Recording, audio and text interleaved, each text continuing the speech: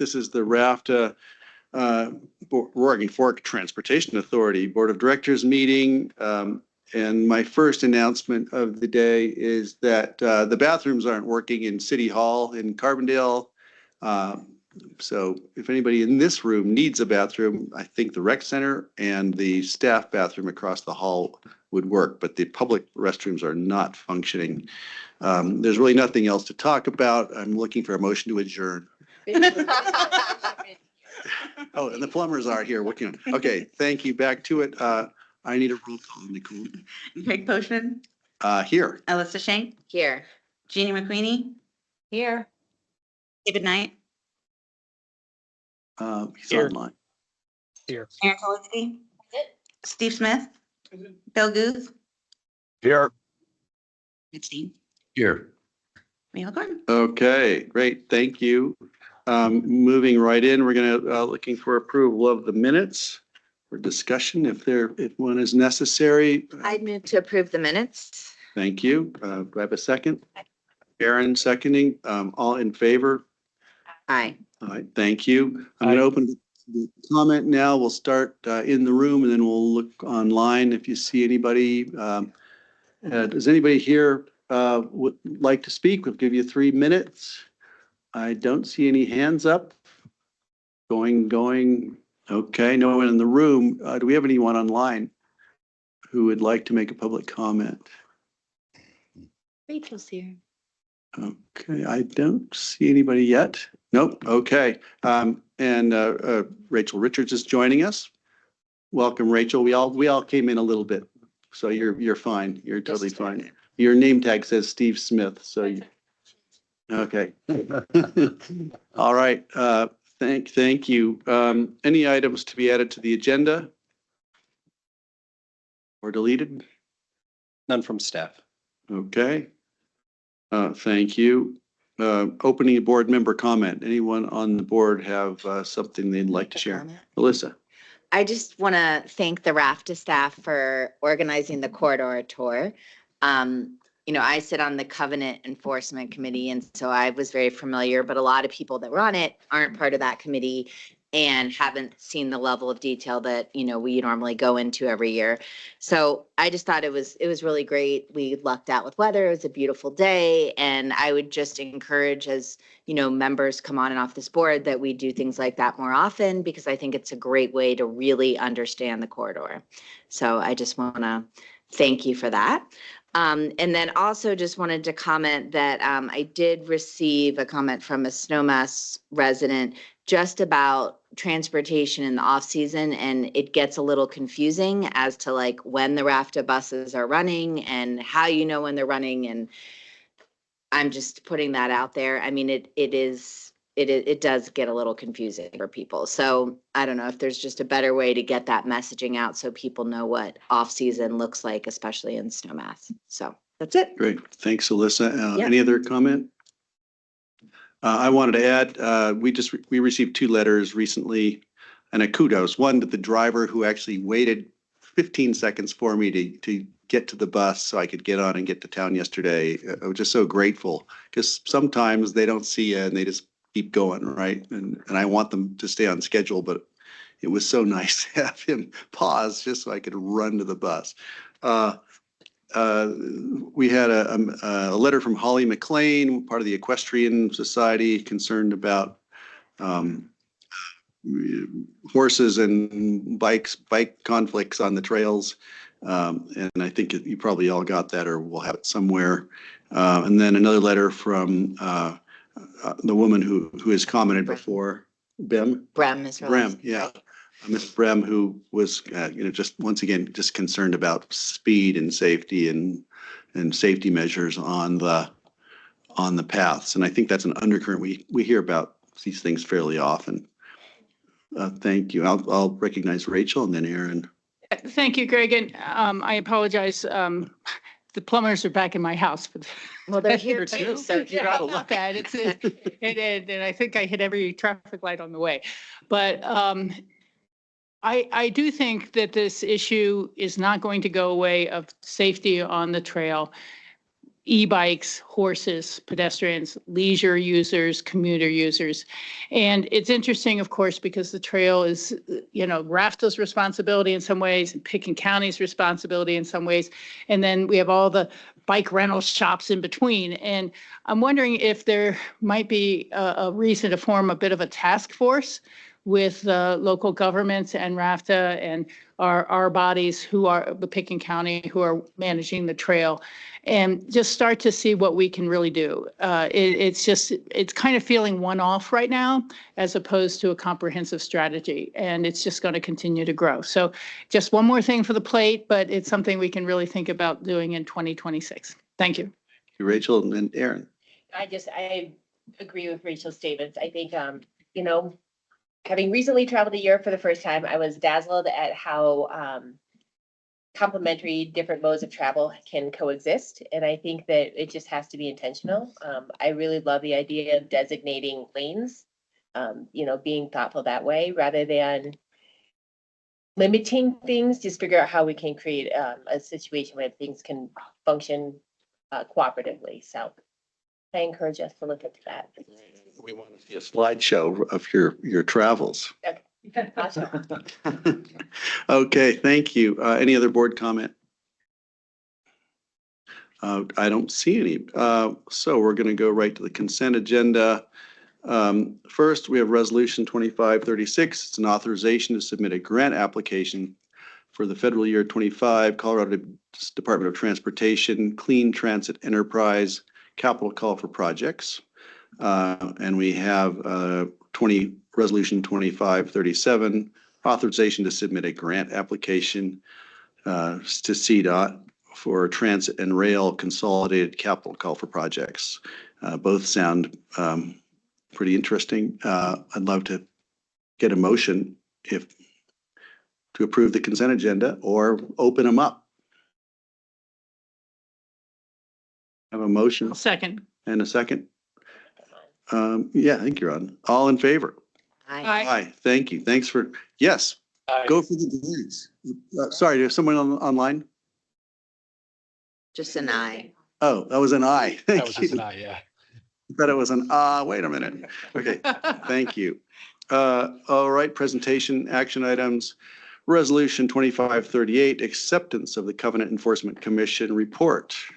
And who's on deck for this? All right, thank you, Mr. Chair. I'd like to invite our rail and trail corridor staff to the table and Mr. Newlands for their presentation of the Covenant Enforcement Commission report. Welcome, welcome all of you. Thank you. We have Abby and Brett and Tom. Tom's here in person. That's Yes, exciting. fantastic. Great to see you. See everybody. Cole, do I have to join the meeting? Settling in. And take it away when you're ready. I just need to join the meeting on Angie's computer.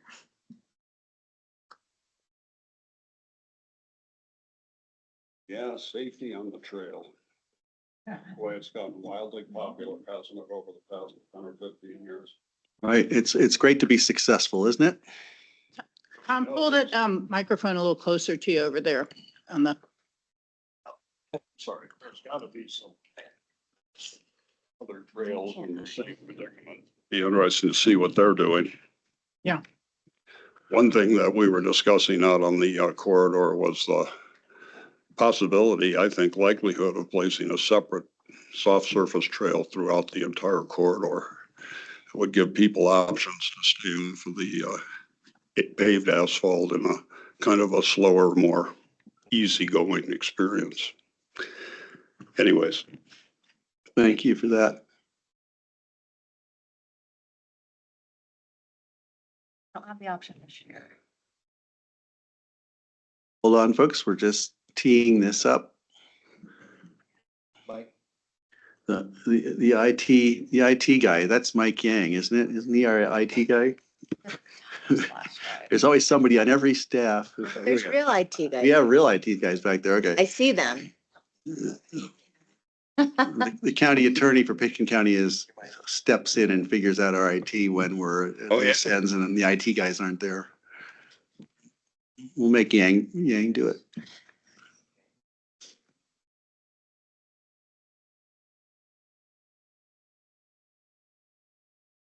That's the only PowerPoint on that thumb drive.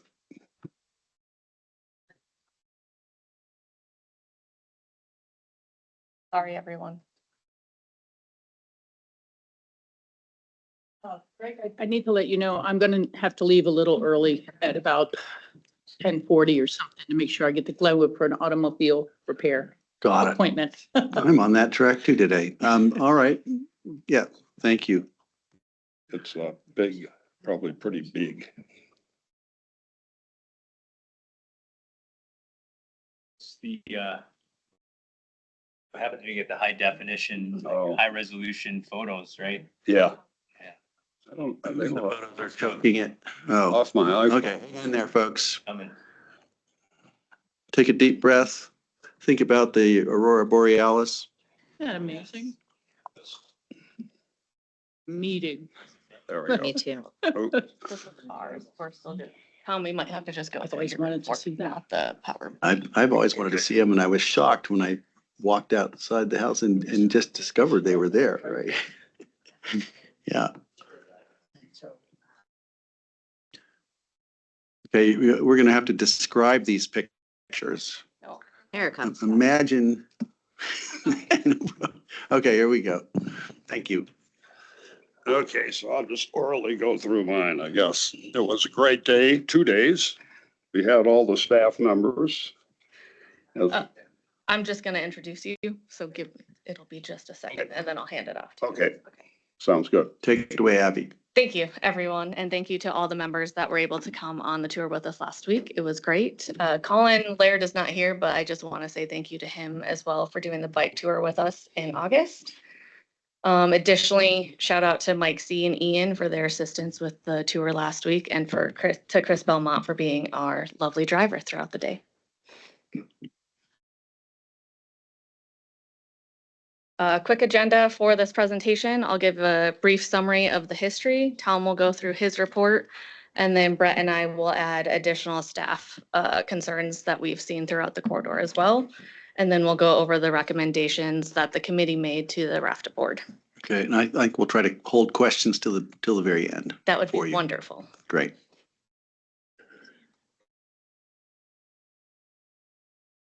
I went a little too far. A brief history, GOCO provided funding to RAFRA for the purchase of the corridor. As part of that funding, we are responsible for maintaining the conservation values of the property. With that, there has been 9 areas that have been identified as conservation easement areas. RAFTA is responsible for all of the maintenance of the entire corridor, and we always look for compliance with conservation, transportation, and the recreational values of the property. Each year, we do an assessment with our third-party consultant, Mr. Tom Newland, and the violations we are looking for are the 9 that are listed on the right-hand side of your screen. And I'll give you all a minute to just review those before I go to the next slide.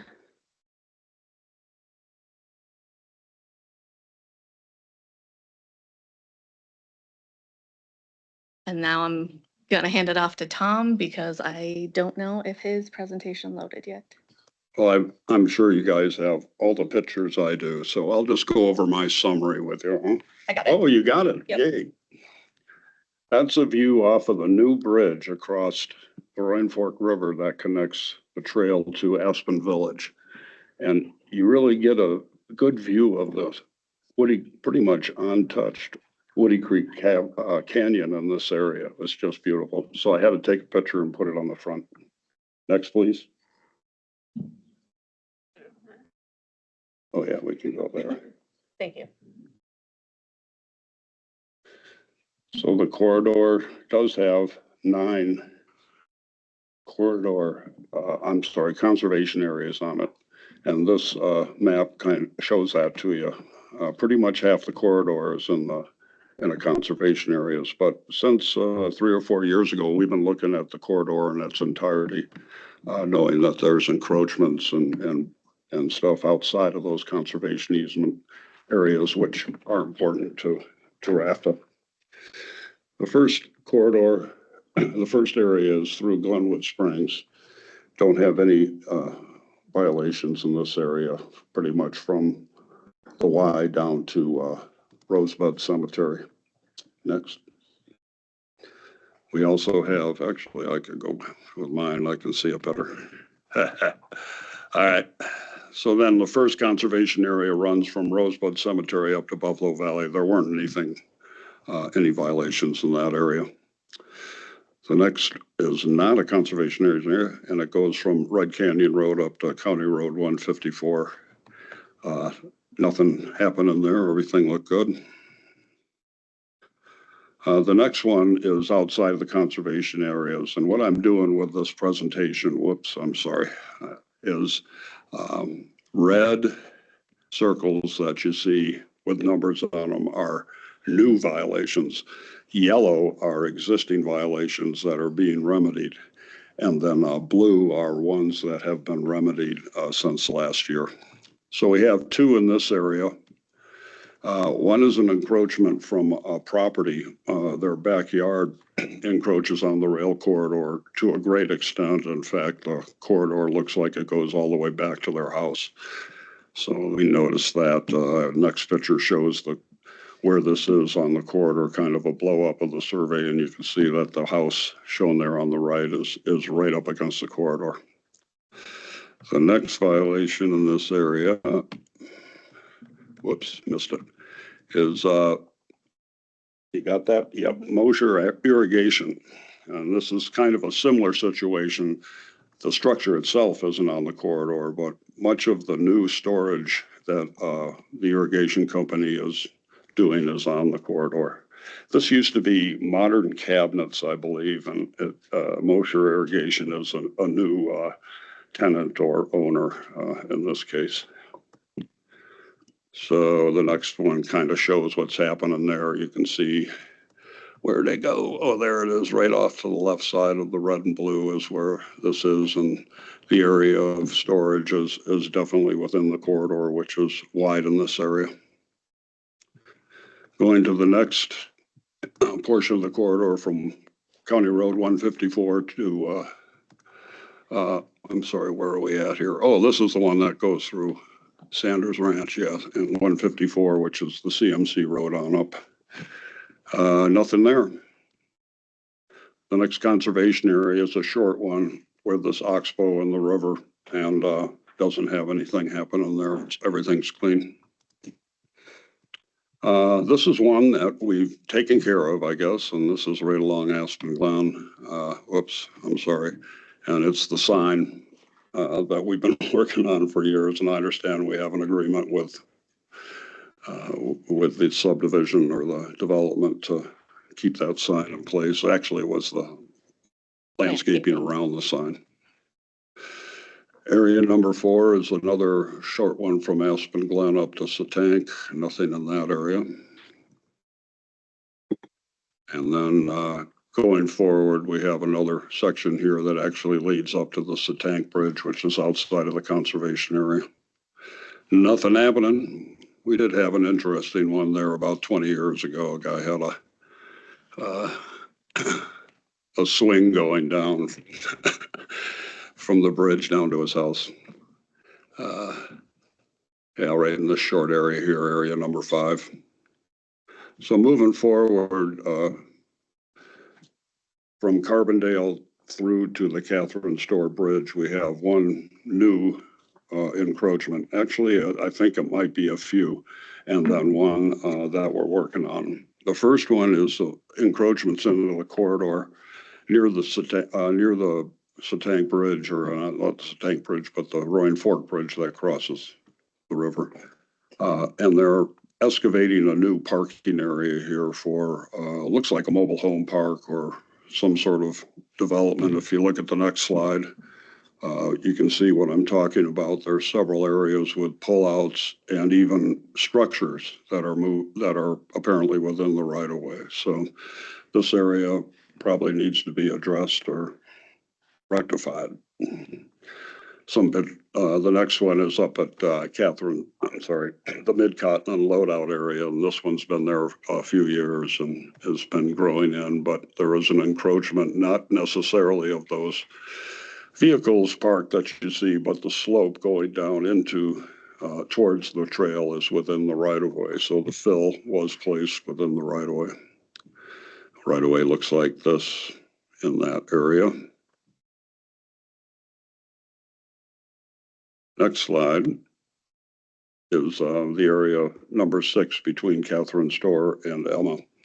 And we do have a rectified situation here that's been here a long time. And on Emma Road, and that's the next one, which is the old barn. You can see here that red barn that's been in the right of way since I've started this doing these assessments. It has been removed, pushed back off of your property and onto the owner's property, which is great.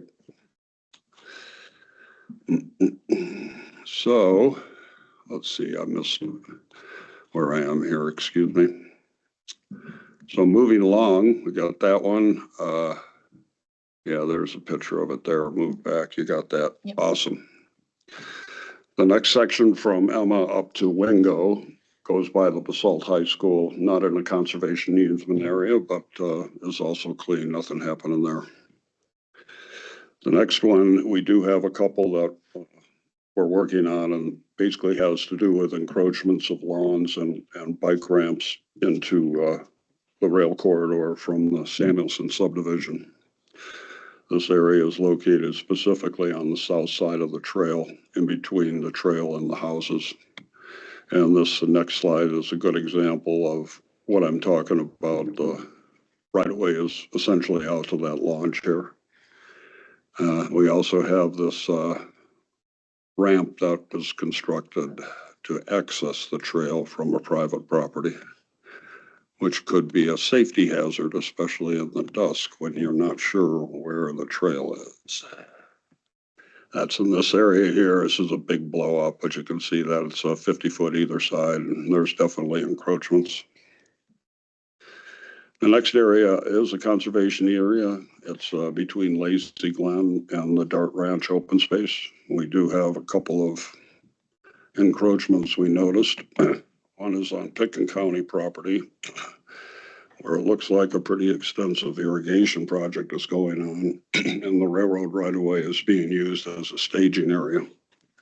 This is a pano view, so the trail doesn't turn U-shape in this area. It's straight, but it gives you an idea of how large this area is and how disturbed it's been.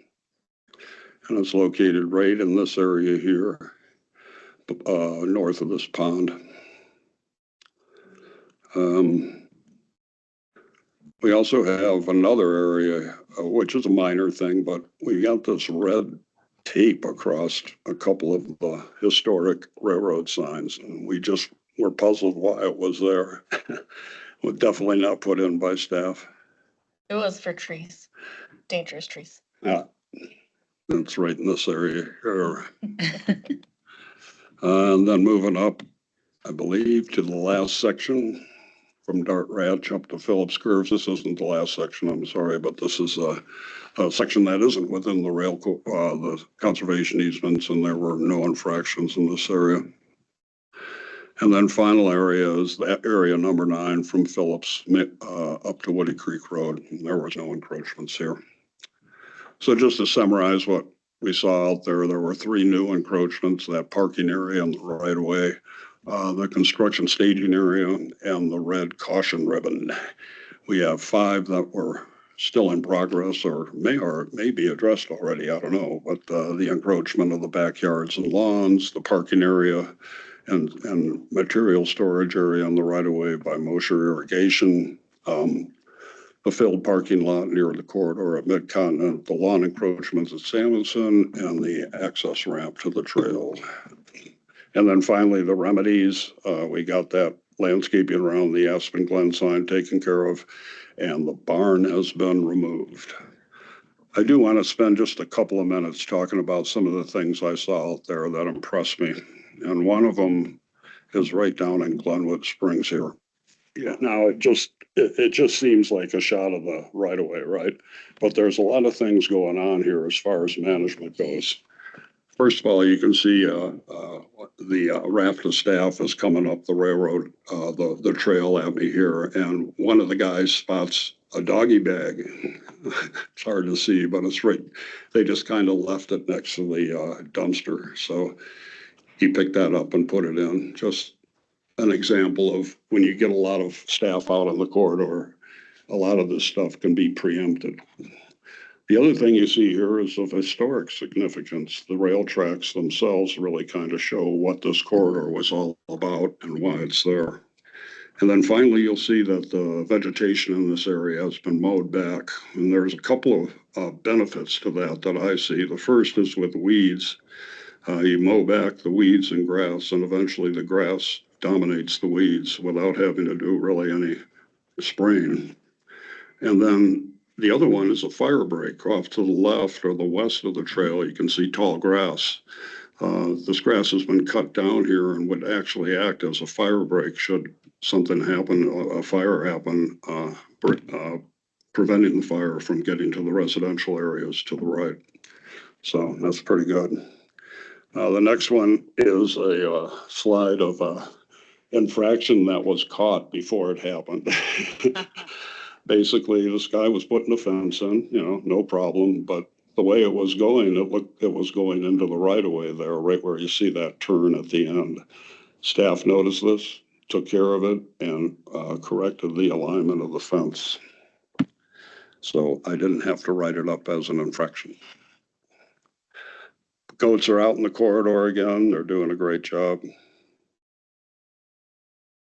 And we do have, like I was talking about, a lot of popularity. We actually have people now, Bubba here, with his Pampered Peddlers, providing experience, I guess, on your rail corridor. And they're stopping off. This one's right at the Wingo Bridge on a piece of open space land owned by Pickett County, not on the corridor, but adjacent to it, where he's apparently set up lunch or massage tables or something for his clients. It's just something that's going to keep going, I think, in the future, and that you need to be aware of and address, or could get out of hand. The next one is the old junkyard. Oh, I'm sorry. Can county aware of that activity or license? Well, can we notify them? Yeah. Thank you. So I'll let Well, no, staff. more staff. Yeah, the staff thing, but yeah, I know, it's like, I'm right here, hello, okay. But no, I didn't know. Thank you. Okay, we're gonna get back to it. We're gonna save all the rest of our questions for the end of this. Thanks. And then the next slide is a potential opportunity for you to reclaim some land that's been used by somebody else. Basically, this is the old, I think Wiley used to own it, an old electrician, junkyard right next to the Emma Schoolhouse. And it's for sale now, and it's been totally cleaned off. There's no more vehicles there or anything. You'll notice that the vehicles, a good portion, the red is the actual property line and the yellow is where the fence line is. So you've got a good 30, 40 feet there that's been being used by somebody else. Here's a picture of it. The next slide. It's all been cleaned out, and you can your property line is basically right up against that white structure. So you have some opportunity here to reclaim some property. I wanted to show you one more thing here. It just shows you this is your survey. That shows you how close your property line is. It's right up against that structure. And then finally, I heard about this, and I think it's a great idea. A corridor production plan that staff is putting together or considering putting together. I think this is a great tool to help be proactive with protecting the corridor as opposed to what we're doing now, which is basically reacting. And it's also an opportunity, quite frankly, guys. I turned 70 last month. I'll do this till I die, but I think GOCO would be open to a corridor protection plan that would eliminate the need for somebody like me. I mean, you guys are already, you're staffed up, you're stopping things before they happen.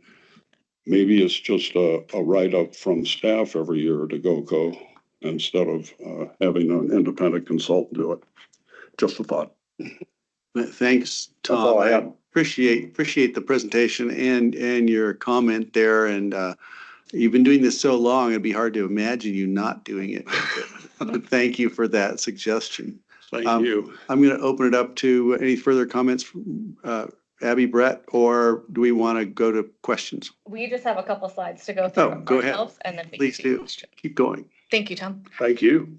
A lot of this will be duplicative because Tom covered most of the stuff that we are covering as well, but we do have some additional concerns that we want to address with the board as well. So, go on. A list of some of the violations that we were able to remedy in the last year. The barn has been moved out of the right of way. We are working with Picken County on the utility encroachment, getting that license processed as well. And then, as Tom mentioned, we did have 2 fencing projects that we were able to remedy before they were installed so that they were not violations for the report this year.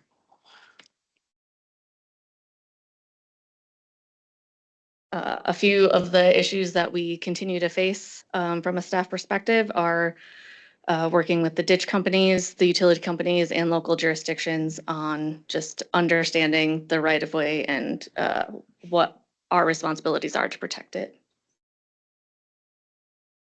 I'll start talking about ditches, our favorite subject lately. So those of you that were on the tour, you got a firsthand look at this. This is a ditch company that's doing some maintenance, replacing some culverts that are failing and thus leaking. And so we're supportive of the ditch maintenance project, but we would like some more collaboration, coordination, proper permits, et cetera, to kind of just cover everybody. Unfortunately, it's been more of, from the ditch company's perspective, this is what we're gonna do and not let's work together. So we're working through some of those things. We've been having some constructive conversations with, unfortunately, some attorneys and some people on the ditch board.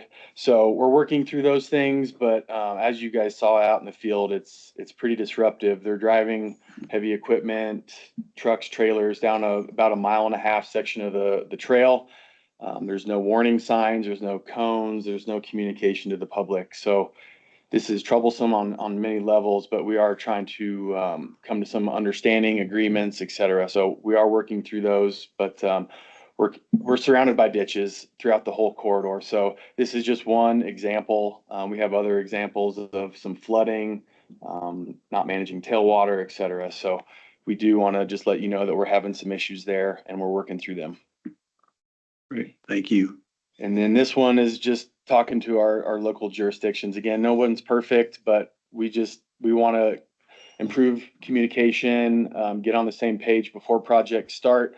So this picture is of County Road and Bridge doing a culvert replacement project. They're trenching the road and their detour route was the Rio Grande Trail for the traveling tractors, vehicles, et cetera. So this one was a shock to us. We were out there actually going to look at the fences that were getting installed on our property, and we happened to see vehicles driving down the trail. And so we stopped and had a conversation, and hopefully we won't see that again without proper communication. And then the Lower River Road project, Picken County Road and Bridge was doing some more drainage improvements up there and some impacts to the corridor. And then that storage yard picture that was in Tom's report. So we'll kind of walk through these a little bit next couple of slides. So this was the Lower River Road project. Again, doing some drainage improvements, new culverts, but there was some impact to our property, a detour road, another little detour road. Thankfully, the traveling public wasn't on the Rio Grande Trail, but it was just right there next to it. So just wanted to mention that. And then this storage yard again. This one is just kind of a safety concern. There's no guardrails, there's no signs. Obviously, you can see some tracks. Looks like vehicles were exiting, and coming onto the trail from the storage yard. It's been cleaned up a lot. in the last few weeks, months. So it looks different, but we still probably need to work with Pickens County on just some safety protocols. If they do need to use a storage yard, that's great. We want to work with them, but we just need to go through the proper channels, permits, et cetera. Excuse, can I just, wanted to ask, regarding, is revegetation or, taking it back to, because it looks like just a big parking lot now and people will use it. Yeah, we'll continue those conversations with those folks. Pickens County is always great about doing those restoration projects at the end, so I'm assuming they will, but we'll definitely continue the conversations. And you're talking to open space or road Open and bridge? space, it seems like this was more of a road and bridge Yeah. project, but yeah, we'll go through open space and trails. We'll talk to the road and bridge guys, and we do have, we're anticipating some more regular meetings with our member jurisdictions moving forward. So we do want to meet with folks maybe quarterly and just talk about maintenance plans, different projects. So again, we can have that collaborative spirit, help each other out, cooperate, all those things. It's been working pretty well, I think. So, Yeah. yeah, thank you. And while you're at it, Rachel had the same thought I did regarding the Triangle property. Just want to make sure they should be aware of it, but it's interesting to know where the property line really is. So There's a lot of keep that. fences that, I don't know if the railroad just let them put fences, within the railroads right away. If there was conversations, I don't know, but a lot of those fences are been there a long time, and Historic, right? when property owners change, that's a good opportunity to kind of put the Remedy, fence back yeah. where it belongs. Right, Yeah. great. Thank you.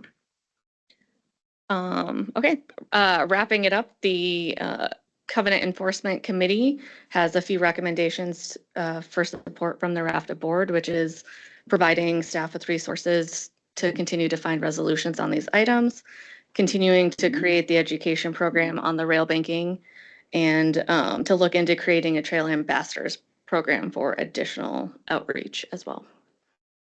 Your last one, because I was going to say that would be one, maybe we should leave that up and have a chat with the board about, Yep. about these bullet points. Absolutely.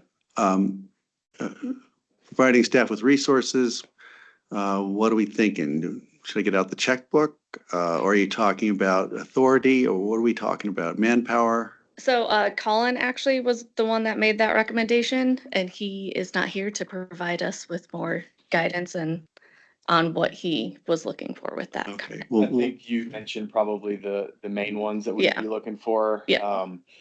As we're talking about safety aspects out there, more staff to kind of keep an eye on, educate, outreach, maybe a ranger program, maybe it's an ambassador program.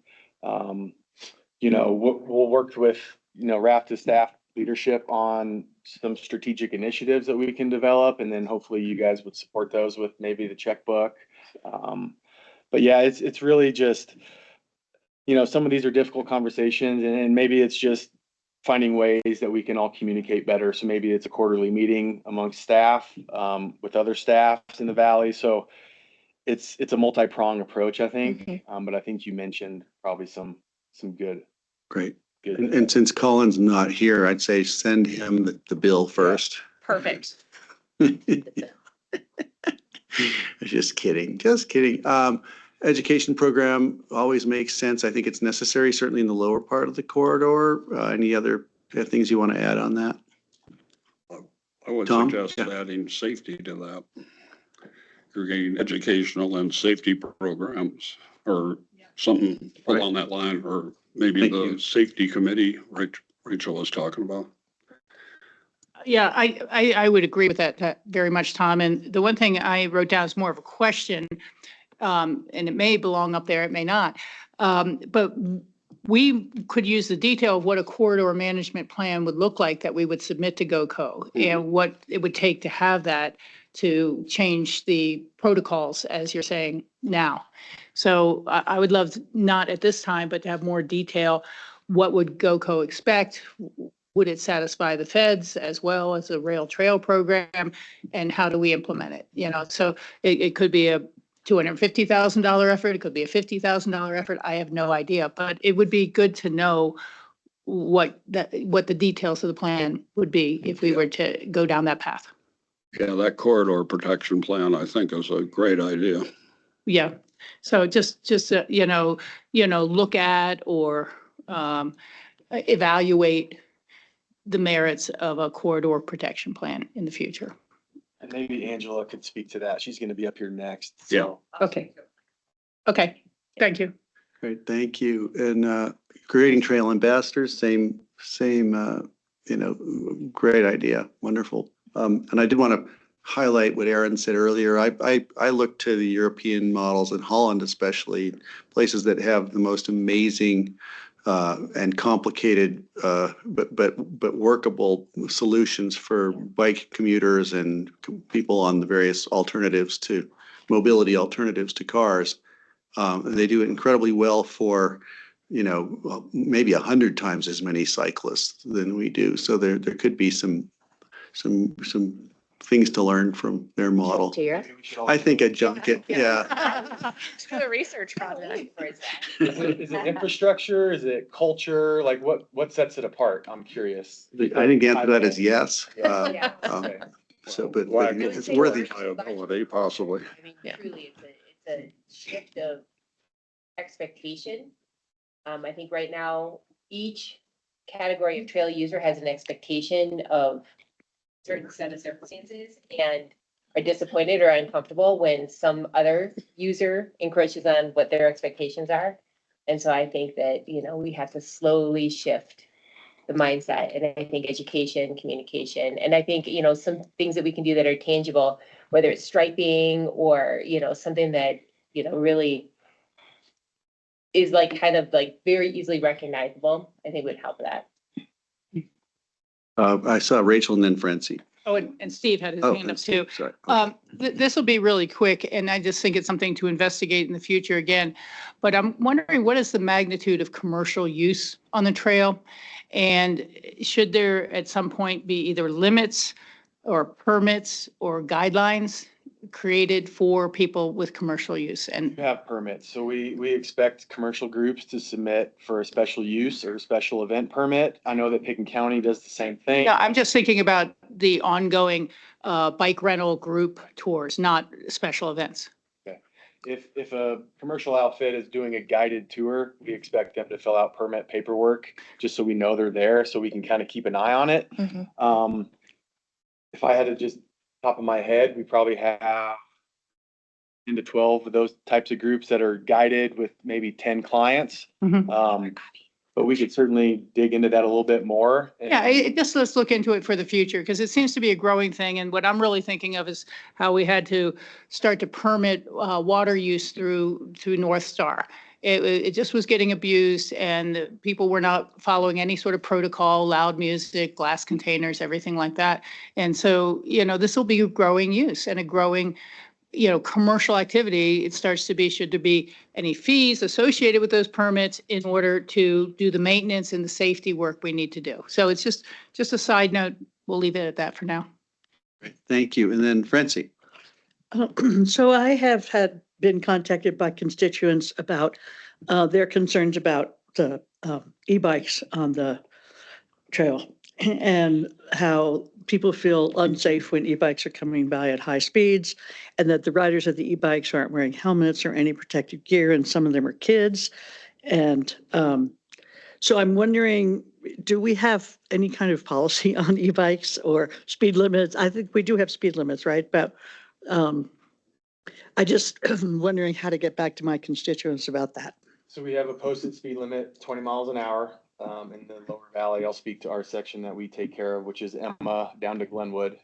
Posted speed limits. We have a center line stripe to kind of keep people segregated in their own lane. We have signs at all the kiosks that tell you what type of e-bike is allowed. So in the lower valley, type 1, type 2 are allowed. And that's why I was asking about the culture piece, right? Because a lot of it's human behavior. E-bikes can be a great tool. It can be a great resource to get people out of their cars, to get them to commute, but it's really human behavior in the person using the bike, using the e-bike. And that's what I would love to start making some headway on human behavior. I'm not a psychologist, so that's that part I struggle with. Infrastructure, signage, we could add signs all day, but I've heard people say, you need to add a sign that speaks to this, and then I could point to a sign that speaks to that they just didn't read. So I think it's a combination of lots of things. I won't hold you guys hostage and just keep talking about it, but we could certainly explore different things. And that's why I want to talk about maybe some culture in different areas and what are they doing to kind of promote safe cycling, multi-use trails, et cetera. But we do have posted speed limits. We have signs that talk about rules and regs, and then also trail etiquette. And really, it's the golden rule that we're talking about is treat others how you want to be treated. Great, thanks. Thanks for that. Thank you. Steve? Thank you. Your third recommendation, Abby, was to do with trail ambassadors or corridor ambassadors. Yep. Are you envisioning those as ambassadors to property owners on these infractions and intrusions, or ambassadors to trail users? More so to the trail users, So just to kind of in the provide. context of what we just talked Correct. about. Yes. Okay. Thank you. I'm the ambassador with the property owners. Great. To clarify too, that those were recommendations from the committee, not necessarily from staff. Correct. And I have two Yeah. questions Oh, on please, the go ahead. presentation too, while I'm here, but that's okay. Please do. In Tom's portion of the presentation, he highlighted a parcel that's for sale adjacent to the corridor. Is there a likely reason RFTA would want to have adjacent land? What purposes might it go to? Well, primarily, I would think for open space, give you a wider, it's kind of constricted right now there, Steve, with the fence there right next to the trail. And also for, and small animals, it just gives more open space and more, better views, I think, from the corridor. You guys can comment if you want. Actually, could I speak to that one, please?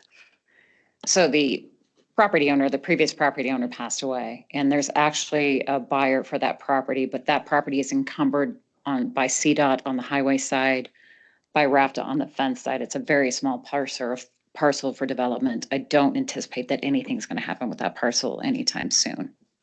But it is in the process of being acquired. Is that, the zoning? Is it ag, commercial, or something like that? I don't actually know what the Don't know. zoning for that particular They have- parcel is, they but have they're some. looking at, the person that's It's looking at it is for a tiny home. So it is in the process of going through the Picken County land use process. Got it. Okay, thank you. But I would assume in the process, we get the fence moved to the property line, right? Yes, Are we putting pressure on that? we will. We've already made that comment to Picken County. Right, great. The final question, perhaps again for Angela or for Brett, closer to home, as both you showed in the photographs, the vegetation along the Pleasant Springs portion of the corridor was cut down this summer, I think in anticipation of removing the rails this fall, which has now been postponed, but that was cleared out. And it exposed some of the old historic railroad hardware, an old switch control box and signs and such. Our City of Lemon Springs Historic Preservation Commission is interested in that stuff. Is it still around? It is still around. We have actually been handed that letter and Oh, we're you gonna. got the letter. We did get the letter. Fortunately, our planning department received the letter and passed it on. So yes, we are in receipt of that letter and we're going to work with them on Terrific. some of those. Thanks very much. I wanted to ask, one, have you considered regarding safety on the trail and informing people if they're not reading the signs, would it be too tacky to actually paint some of the more impertinent messages on the pavement so they can read it while they're riding up 20 miles an hour? Cyclists are focused on the pavement as they should be. We've kicked it around. We'd have to wordsmith some of those messages to really condense them to get the point across as you're moving through the corridor. So we could talk about some of that too. Great. We have, branded a trail for wayfinding. We're proud of it. So we want people to know, hey, you're on the Rio Grande Trail. So something similar to that, maybe I love that. I saw one of those paint signs on there. I thought it was cool. Yeah, thank you. Good idea. And then also just regarding bicyclists who, no helmets, no bell, not alerting people, wearing the headphones. We've talked about that. Can we create a helmet or a bell rule for bikes on the trail? I would have to talk to Paul about that. It's a thought, we can get back to us on it, but Yeah. what can we do and I what think you might can we? do anything that you believe is reasonable. Right, And the difficulty is enforcement. right, So we always, just don't have the manpower to Right. enforcement, but I mean, you might be able to look at some other strategies. You know, you're going too fast signs, or give the appearance that they're being photographed if they go, you know, like actually, you know, slow us down. yeah. Right, I'm just thinking, Harvey Gap, you have to have a whistle on your PFD when you paddleboard. So Oh, really? I'm sorry, too far away. So I'm thinking, something along those lines where it's just like, part of our messaging as we continue, consider on the trail. While everyone's chatting, I just went to like Portland, Oregon, because I know they're very bike friendly culture. And I thought, kind of some of their things. And that's, these are the things that are kind of on there. So, I think with just a little bit of research, we can start to look to some of our neighbors and see how they're addressing this more proactively than, we're a little late to the game, so. got it. Unfortunately, I think it's a little bit like you were discussing before the meeting. I think if there's not enforcement, people just aren't going to behave, and maybe there needs to be spot enforcement of some sort so people start to change their cultural behavior. Right, thank you. You could have high school kids that look like they're police officers, you know, riding Right. bikes. Thank you. I want to get us back. Oh, is there a hand up? Has her hand up. Jeannie, sorry, Jeannie, please go ahead and then Kurt. Hi there. I just wanted to, not particular to our trail, but in particular to the use of e-bikes. We are working with all of our jurisdictions in the Eagle River Valley to try and come up with a standard set of safety rules and enforcement, because people as they ride along don't know if they're in Avon or they've moved into Vale or they're in unincorporated as they go along the trail, which is different from you all. But I did ask them to please reach out and talk with the RFTA about what they come up with in terms of, how are we going Thanks. to advance this idea of education? We're working with the schools as well. Just to try and come up with a standard set of regulation of safety rules and regulations that hopefully each jurisdiction can enforce. So expect that call and hopefully we'll have something that works. Right, thanks, Jeannie. It'd be nice if we had a standardized protocol for the western slope, or at least our valleys. I'm gonna go to Kurt and And then, also Colin is now online. oh, Colin's online too. Are you with his hand up? I don't know. Okay, No, okay, he's because here. hand up, Okay, but Colin's if you here. wanna ask him, Okay. Yeah, Colin, we're Just sending one. you, the response, we're putting you in charge of that thing we just talked about. Okay, Kurt, go ahead. Yes, I just wanted to, it was in response to one of your questions, Mr. Chair, is I just wanted to remind the board and any of those listening that RFTA's management of the corridor is from Emma Road to Glenwood Springs. From Emma Road into Aspen, that's managed by Picken County. Our management is similar, but not identical. A lot of the feedback that we do receive from the public pertains to the portions managed by Picken County. And we do communicate and pass along that information, but I think it's important for the board to know that there are two management groups of the corridor and they're not identical. Right, thank you. That, no surprises there, but thank you very much. I feel the need to keep us moving. Be a last comment, but I think at some level we need to start focusing on compliance as opposed to just education. Right, thank you. Okay, if we're done with this, I would like to accept a motion to approve Resolution 2538, acceptance of the 25 Covenant Enforcement Commission report. And I need a motion to so approve. moved. Melissa and Aaron, all in favor? Aye. Aye. Thank you all for the conversation. That was very helpful. And Tom, thank you once again. And I don't know if we're going to let you retire, right? We have to think about this at a future meeting. I'm semi-retired. You're my best client, so I'll stay with you as long as you want. Thank you. Thank you, Abby, Brett, thank you. That was really helpful and we got through a lot of stuff. Okay, moving on to, this is status of Rail Banking 101 outreach program. And Angela is in the wings, ready to hop in there. Yes, thank you, Mr. Chair.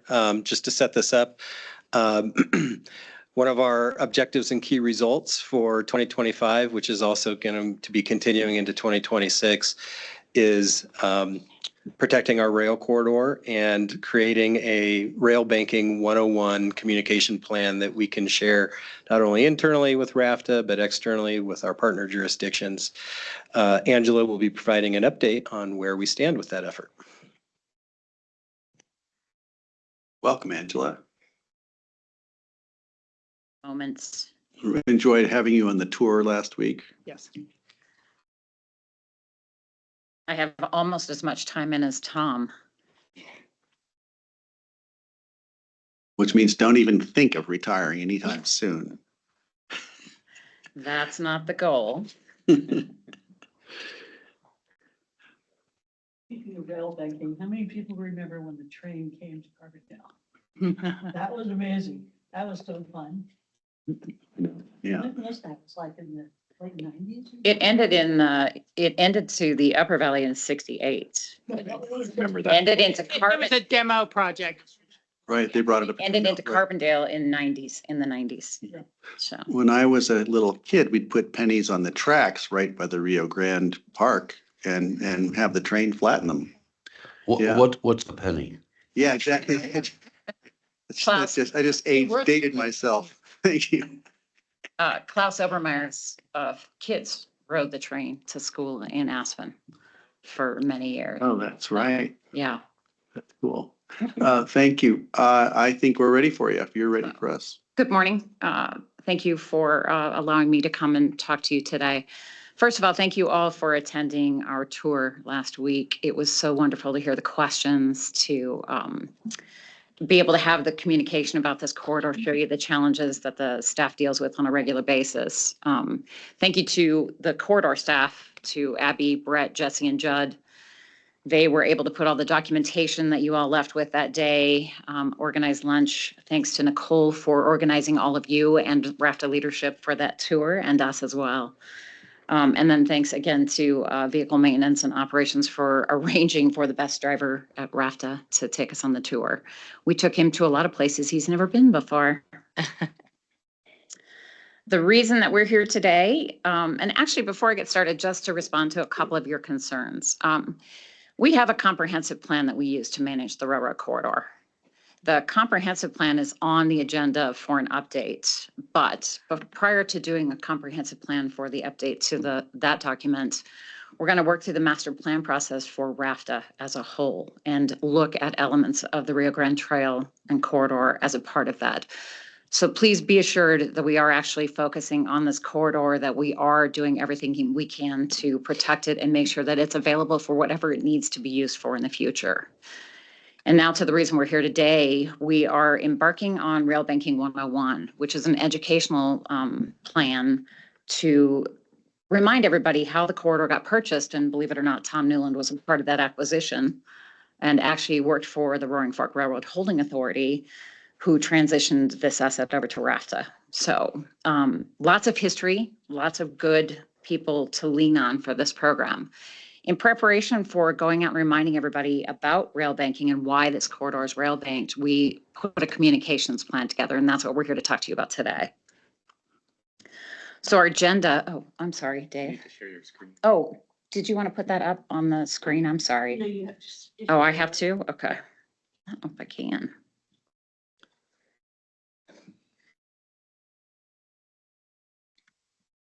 See.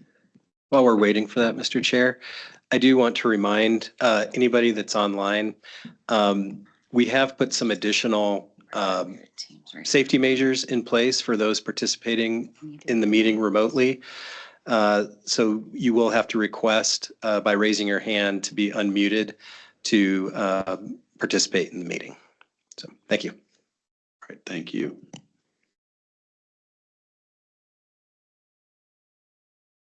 That works. You go to the agenda.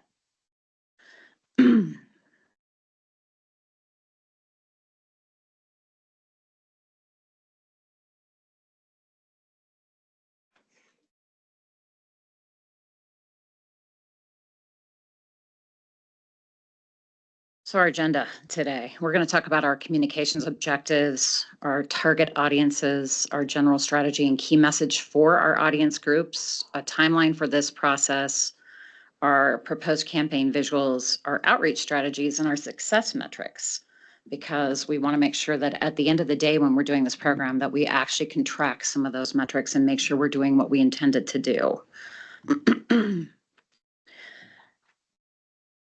Staff is planning to launch the Rail Banking and Corridor Education Initiative in January 2026 with continued outreach through June 2026 and actually beyond. Why the outreach and what do we hope to accomplish? Staff wants to educate our internal staff, the board, our partner organizations, and the general public about rail banking and how it's used to maintain the Rio Grande Corridor for current and potential expanded recreational use and future transportation. Go to communication objectives. Our communication objectives include educating the audiences on rail banking requirements and corridor maintenance. So there we will talk about who does what on which sections of the corridor. We want to build community awareness and engagement, get everybody back involved in this corridor and understanding why and how and what we do to protect the corridor. We also want to inform our staff and our partner organizations on RFTA's role and provide materials for consistent messaging. So who are our target audiences? First, it's RFTA staff. We want to make sure that everybody at RFTA actually knows about this corridor, that RFTA owns the corridor, and why we maintain it the way that we do. In January, we want to bring it to the board of directors and start going out to our partner organizations and our member jurisdictions for the same reason. And then finally, inviting community members to those meetings to get them educated and hopefully get their support to help us continue forward. So our general strategy with our staff, because they're a more captive audience, is communication will focus more on our rail banking and the educational messaging that RFTA wants to convey. They'll be provided with one-page fact sheets, speaking points, Rail Banking 101 presentation, and educational opportunities. Our hope is, as we educate our own staff, that we can use that staff to help educate people when they ask questions. You know, we have some of the best drivers on the planet go out and do Maroon Bells tours. Mm-hmm. They can do the same for us with rail banking and with this corridor. The key messages for them will be providing them with the history of the Rio Grande Rail Trail and how RFTA has protected future transportation options using our rail banking system. For our RFTA board of directors, because you're also a captive audience, we will focus our communication on rail banking and planning for future use of the corridor. We will present on rail banking and provide fact sheets for our partner organizations, and our messaging will focus on why RFTA must maintain boundaries within the corridor to protect future use. Our key messages for the board will be that since 2001, RFTA has maintained and protected the Rio Grande Corridor, and that RFTA prioritizes protection of the corridor to allow the most flexibility for future needs. Expanded trail, one of the things we heard this morning, potentially, and transportation opportunities as well. And finally, the community members. We will be doing a lot of social media outreach, trying to encourage people to come to our meetings, to get their input, to hear what they have to say, to hear what their experience is on the trail. This is where those folks that you're hearing from today, we will encourage them to come and participate in those meetings and help guide future use, and to also use them as allies for us moving forward. The key messaging for this group will be, again, that since 2001, RFTA has owned and maintained the Rio Grande Corridor. It's amazing to me how many people don't realize that RFTA owns the corridor and what our long-term intended use is. And I think that that is an indication of staff not really doing the job that we should have been doing all of this time.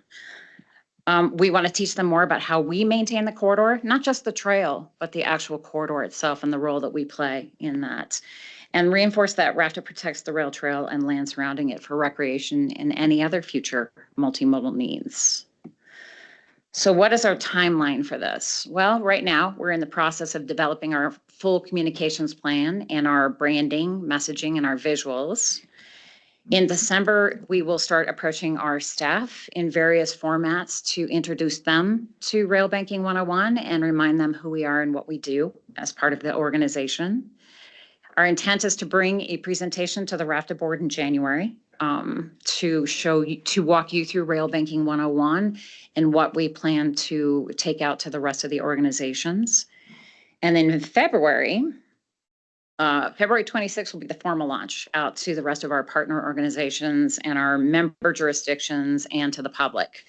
Our hope is that we can take what we work to train the staff, the internal RFTA staff, and the information that we provide to you and any comments and feedback we get from you, incorporate all of those important points into that final presentation, and then in February, take a clean presentation out to all of these organizations.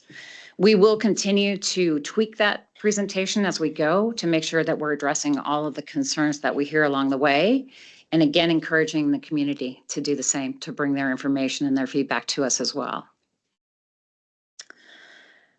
For campaign visuals, the communications team, who by the way is the best. I see Joni over there, Jamie Tatsuno, who have helped put this together.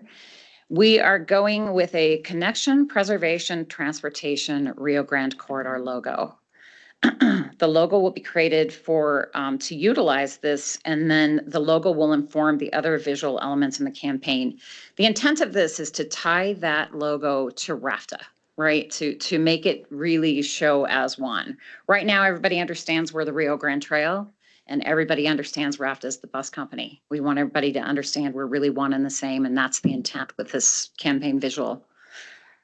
For outreach strategies, we are doing presentations provided by us, and I am going to have the corridor staff do presentations as well. This will not be just on Angie's shoulder.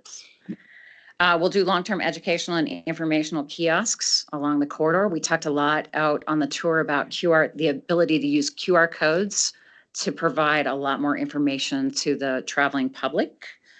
We're going to do a social media campaign, paid posts, campaign messaging. Jamie wants to do, and Joni wants to do some educational 1-minute video series curated for YouTube.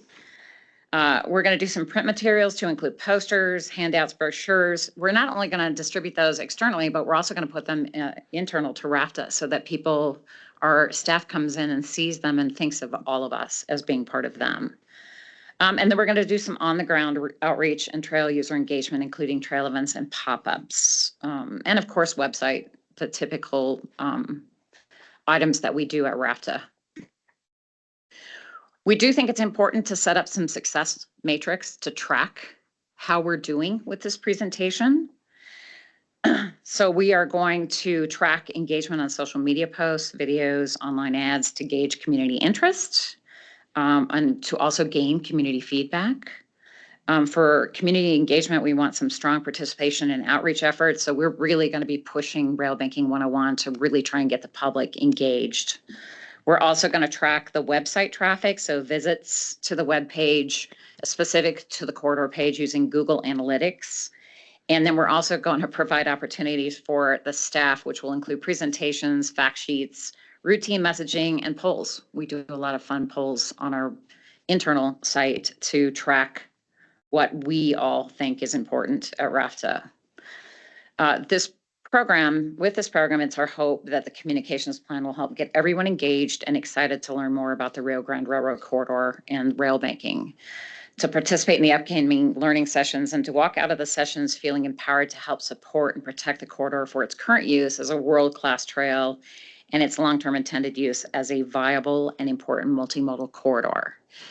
This is something that we should have been doing all along. We should have been doing this every few years to get people engaged in the corridor and what the corridor is actually purchased for and what we'd like to use it for in the future.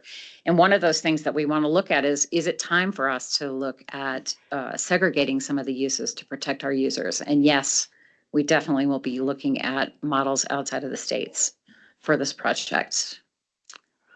And hopefully we're building a bunch of educated folks that want to come out and help us protect it and get excited about future use or expansion. Great. Angela, thank you. This is great. It's great to hear this.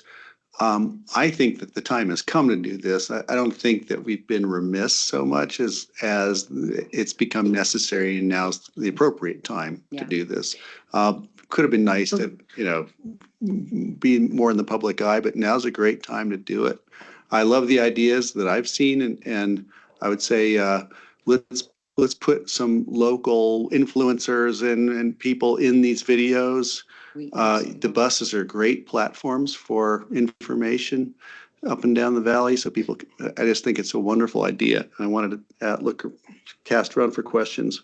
Yeah, mostly I would ditto what you say, Greg. The one thing I was thinking, and maybe you mentioned this with the information on the buses, but the placards that are kind of the advertising placards up above, I think that'd be a really valuable place to have some short information, and it's free and great space. The other thing is just, I think that what we're seeing is more of a change of populations in the valley, as well as those in the valley taking it for granted. You know, it's there. It doesn't matter who has it, you know, kind of thing. So people don't invest themselves in it. I'm glad we're doing this. I think it's also important to include in this, even if it's more of a footnote to the whole project, what RFTA is doing to try to ensure safety on the trail and trail user etiquette, because you're going to have an audience there. And especially the community meetings, those questions will be maybe the predominant questions about how RFTA protects safety and the users and manage it for speeds. And I just imagine that being more of the focus that people show up for rather than learning about rail banking. So I think it'll be a combo, yes. yeah. So just be sure that is an attachment to it, and it's information we're able to give out too. Yeah, the intent is exactly that, to reinforce all of the things that we already do and look for ways that we can improve on those things that we do for keeping folks safe out there. Yeah, thank you. Great, thank you. Other comments, questions, thoughts? Online, anybody yell at me if I'm ignoring you? I guess. I don't see anybody. No, nobody. Okay, thank you. I love the idea of the branding, the messaging from the logo. I would just ask, keep it pithy and short and easy to remember, and you know that takes effort, and I'm sure you'll do a great job. We have a great communications team. We're very lucky. Certainly do. I'm proud of them. This is really great news. Thank you. Did you want to add something? Nope, just keep us moving then. Yeah. There's no vote on this. This is just an update. Just right? an update. Yeah, okay. That's it then. Thank you. Is there anything else, Kurt, Angela? Angela, thank you so much. And thank you, your team, and looking forward to the great work from the communications. Can't wait to see it. I was going to offer to, our board to be, stars featured in the videos, but then I thought better of it. Yeah. Yeah, but also go for some kids out there.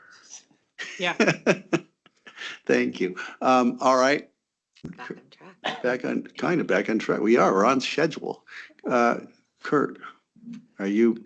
Yes, our next item up on the agenda is our second draft of our 2026 RFTA annual budget. So I'll welcome our finance team to provide that presentation. Right. Thanks, David and Carl. And David, Carl, David and Carl. And yeah, I know. He used his whole name. And Paul. Thank you. Well, aloha kakayaka. Use our traditional Hawaiian good morning, because what we go into here right now is the aloha, the breath, the spirit, the budget. Are you going to guide us in any sort of meditation or anything? This is good. I like where this is going. After this, it all goes downhill. Now,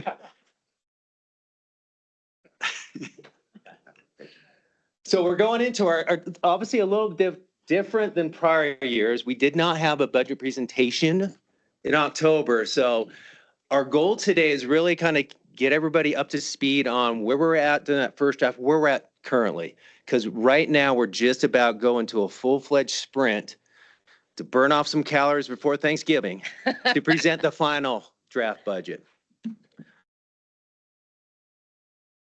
Our agenda today, we're going to look at transit services, just where we're at. Any big changes from the first draft, our financial overview, kind of our major goals, and some of the strategic initiatives that has been recommended into this draft. Revenues, expenditures, all that fun stuff that people get super excited about, especially me. Our staffing, we're at fund balance. And what are the next steps? What are the major next steps we're really going to focus in on during that little sprint right through Thanksgiving into December? So looking at our transit services, our ridership piece, really we're focusing on, we cleared 5 million riders. kind of going back, we always look back at 2019, right? That was 5.4 million, trying to get back to that threshold. Right now, there's roughly about a 30,000 increase from the first draft. So we're looking about 5.2 million. Our goal is to go through, one of the exciting things is really seeing how this zero fare is really going to enhance ridership. Don't have those data just yet. So one of the things when we look at next year in this budget, it does not assume any zero fare. So that's why it's a little bit flat. Assume we have some pickup here, weigh the options, weigh the results to see if that's going to be something in the future for 2026. If that does get advanced, that would be brought to the board next year. As we're looking at just service hours, pretty flat to the first draft. Probably the couple just notable items compared to our first draft when we presented 2 months ago is this does include the Mid-Valley enhancements for winter, starting in November, going through next April. In this draft too, I know Kurt's going to talk a little bit more about it when we talk about the hogback. So for this draft right now, it does include the extra midday service for winter season. And the service for the Newcastle rifle piece goes through right now spring. So this draft, this is a very fluid process we're going through on the hogback piece, that Newcastle rifle piece, it goes through spring. And so that's where this draft is at. And then likewise on the miles. So we're seeing roughly flat with some pickup with some enhancement services, especially the Mid-Valley. And then some of the pullback right now, it's as we flesh out the whole hogback rifle Newcastle. Interesting as we get in. So this is just second draft where we're at. Revenues, 95 million. Expenditures, 90 million. Sounds great. Net revenue, 5.1. Now, if we're going to go back to a couple things, one big thing to highlight in that the executives, the leadership at RFTA are really focusing on, if we really go down the very last, our Glenwood Maintenance Facility expansion project phases 6 and 8. That's going to be advancing into 2026. So we had a portion of it budgeted. Most of the initial construction, we know there's going to be a true up to this as the final costs get into it. So there's a big push to preserve as much as we can. So we have that additional fund balance to move forward with the transit mobility hub in West Glenwood, as well as the administration building and the storage facility. When we go into, in just kind of at high level, first draft, our net revenue was at 9 million. So what's the difference between 9 and the 5.1? As we went through the committee on the strategic initiatives, I know it was a long process because I was hounded. Hey, when we get the numbers? When can we start putting this in the budget? So 114 strategic initiatives. So 75 were advanced. So as we look at it, $8.5 million were advanced. Now, sometimes we've had in the years past, we've had the big projects, the expansion projects to our facilities. So 8.5. So if you look at our very first draft, we had net revenue of 9.0 million. Now we saw 5.1. That difference of that 8.5, so the math doesn't really come out until you realize about 2 million was included in the first draft. That's our first last mile mobility. We did a placeholder for market adjustments. One of the big things, I'm really going to highlight this big time because the department heads across the board and the managers at RFTA, this was a big deep dive. So ultimately what happened was about $2.5 million in cost kind of came out of the first draft. And it's really everyone on the department side to the executive side saying, hey, what matters? What dollars do we really need to spend to keep RFTA moving and keep everybody connected in this valley? And so that was a big, big push. And honestly, we needed not to have an October presentation to get through all that work.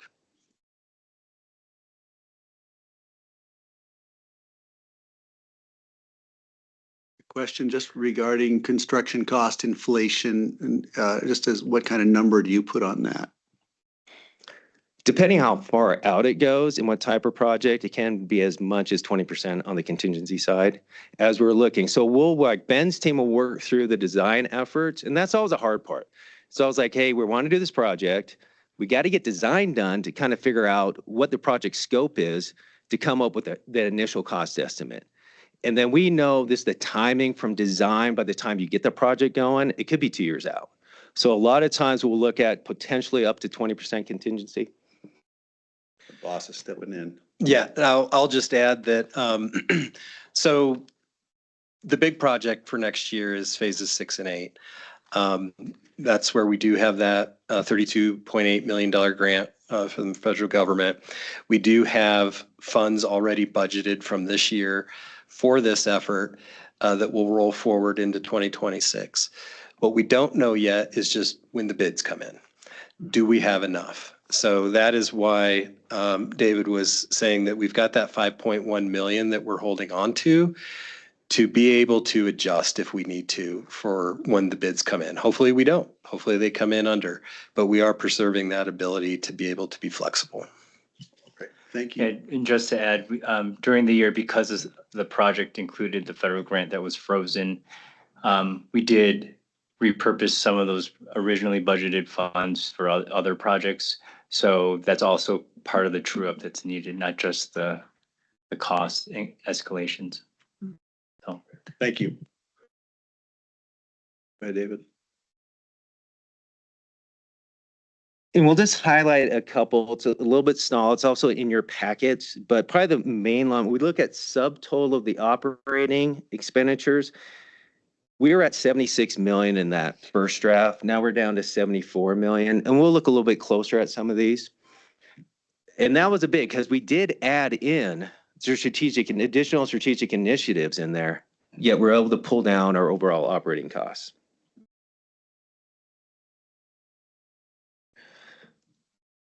Major goals. So we'll just kind of go through the compensation market adjustment. This is every 2 years. One of the things that the executives really focused in on is more targeted. Where are the areas we really need to target in on? What positions? How do we maintain it? And going through, we did have a little placeholder, so that really got advanced into this draft. The employer retirement match program. And one of the big things, because I always look at the executives, Mr. Michael Yang here, on just really looking out for our employees' future. Because sometimes, let's face it, our employees don't do it. And it's right, how do we get it out in front of them? How do we incent them to make sure they're looking at their well-being for themselves as well as their families? So this is really the second phase. So currently we have the 1.5% 457 match. So employee contributes at 3%, RFTA does 1.5. This one's is the second phase. It's 1.25% that RFTA will match for every 2.5% the employee contributes. So in total, the program would look like RFTA would match 50% up to an employee putting 5% of their pay into if they save 5% of their wages into retirement, RFTA would contribute 50% up to 5%. So in total, RFTA's retirement plan provides a path that employees could save over 20% of their compensation for retirement. Great, thank you. Question? Yeah, a little more clarity on that. Are you saying it's unlimited as to if an employee put in 50% of their salary? Or, I mean, what is the cap of the RFTA contribution per employee?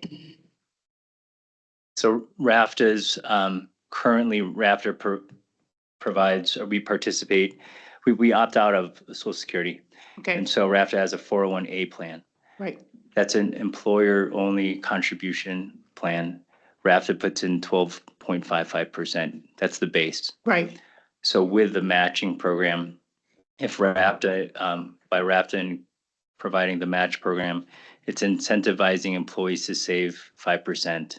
Okay, And, no, and then- that's a much better clarification. You didn't mention the Social Security yeah. before. It Yeah. sounded like we were going up to 20% match on anyone, but there is a cap Correct. Okay, perfect. Right, so That's all. RAFTA's contribution cap would be in total, the 12.55 base plus, I think 2.75 of the matching program. Okay, thank you very much. Just to add a little context, this was an initiative we started a couple years ago I think it's a great initiative. because we have a 401A Social Security replacement plan. We don't participate in Social Security. RAFTA was providing a generous 12.5 contribution to retirement, but there was no requirement for the employee to provide anything on their own. So many of our employees at RAFTA were only saving 12.5% for retirement. We felt that there was probably a lot of employees that maybe not understood that that's all they were, that was going towards their retirement. So we, a number of years ago, developed this phased plan to provide a matching opportunity so that they could be incentivized to save more through the 457 and get closer to what a recommended savings plan for retirement of 20%. Okay, no, I appreciate that very much. Okay, I guess, no, I don't see any other questions. We'll keep moving. We'll pick up the pace here a little bit. So regional bike share plan, so 2026. So the current plan for the regional bike share goes out to 2028. So obviously this program has been growing across the board. So just for comparison's sake, when we look at what's going out in the bike share program and the jurisdictions money coming back, what's RAFTA's net out?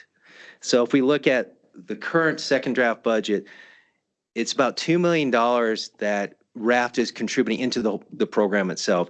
You compare that to last year was 1.4 million.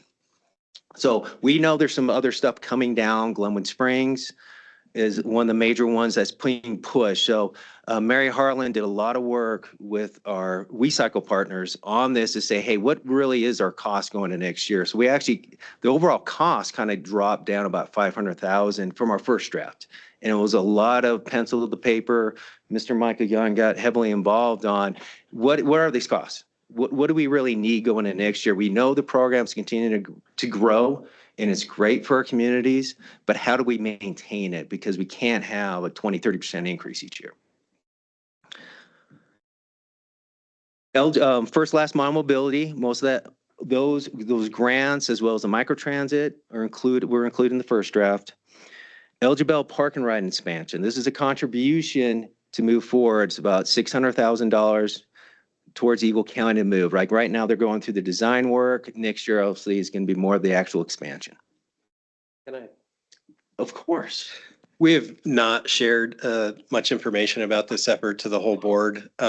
We did for those who were on the tour. We did stop and share a little information about that, but Eligible is, or I should say Eagle County has a project to realign the entrance there at Eligible by the movie theater where we have our Eligible Park and Ride. Through that process of realigning that road, they do need a portion of RAFTA's existing park and ride. So we've been in discussions about doing a land swap to where we would give some of that land in exchange for some land that Eagle County would provide us. While they're doing that project, they did have extra space through their design to expand parking at the Eligible location. They asked RAFTA if we would be interested in participating while they're out there doing this work to realign that road to expand the parking. We thought that was a great opportunity. We'd provide a much better economy of scale in terms of trying to do it ourselves independently. So that's why we have built that into the budget to be able to expand the parking at Eligible by, David, how many spaces? 45 additional spaces there. That's great. Thank you. Mr. Chair, it looks like David Knight has his hand up. Yeah, David. What's the approximate time frame on that? I know this has come up in the past. I'm just curious what the timing thoughts are on that project now. I'm looking to David Pesnicek to help with that. So this project Roughly. is being led. Oh, can you hear me? Yeah, I can hear you. Just roughly, like at this point. Yeah, the project is being led by Eagle County, so there'll be the project managers on it. My understanding is construction will begin next year. Should run through the remainder of next year. I do notice that if we have any more detailed questions, Ben Ludlow he's been coordinating. He's our capital projects director. So if any more specific questions, he's online and able to answer those. But I do believe it'll be in 2026. We'll start construction. Okay, Very good. thank you. I'm rolling through one of our big initiatives, the transit development plan. This has been in the works to really move forward on that. Technology improvements, our tech team led by Jason Schilhaus.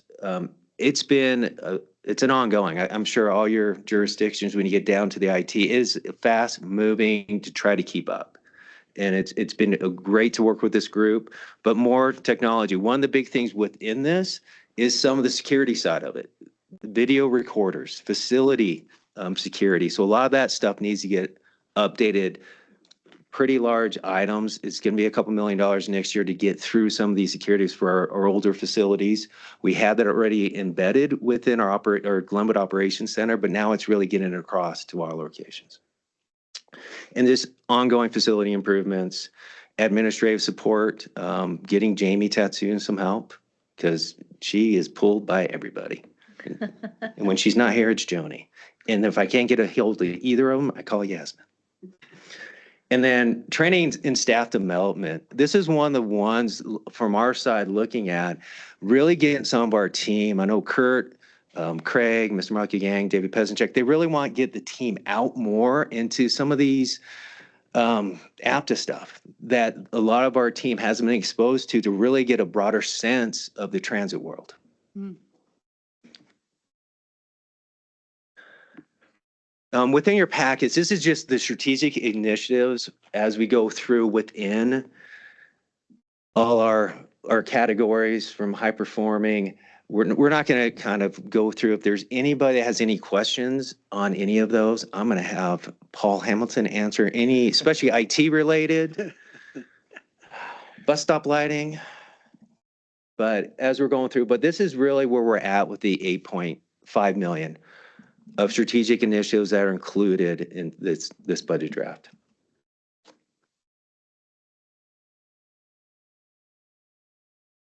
Okay, thank you. I'm gonna, people can circle back if there's a flag that occurs. I always have my best, retorts at 3 a.m. So we'll be in touch if there's more, but I think I'd like us to keep moving unless you've got something right now. Yeah, just a couple things. I'm sorry, but I'll try to be brief. And if the answers are brief, it makes it easier. I was under the impression that the first and last mile expenditures on bike share and downtowner and things like that was a ramp up to help people get established, and then we were going to phase out the RFTA dollar contributions. Was that a wrong impression? Is that still happening? Is it intended that over the years that contribution will phase out and those municipalities will pick up that cost by themselves? In general, the regional bike share plan, a lot of the startup costs, yes, ramping up systems, RFTA picks up most of those costs. And as the ramp, so right now of the Destination 2040 plan, Glenwood Springs is the outstanding system that has yet to complete. So we have seen, so that's the last capital, the largest capital ahead of us. And as it relates to the operating costs between now and going forward, that's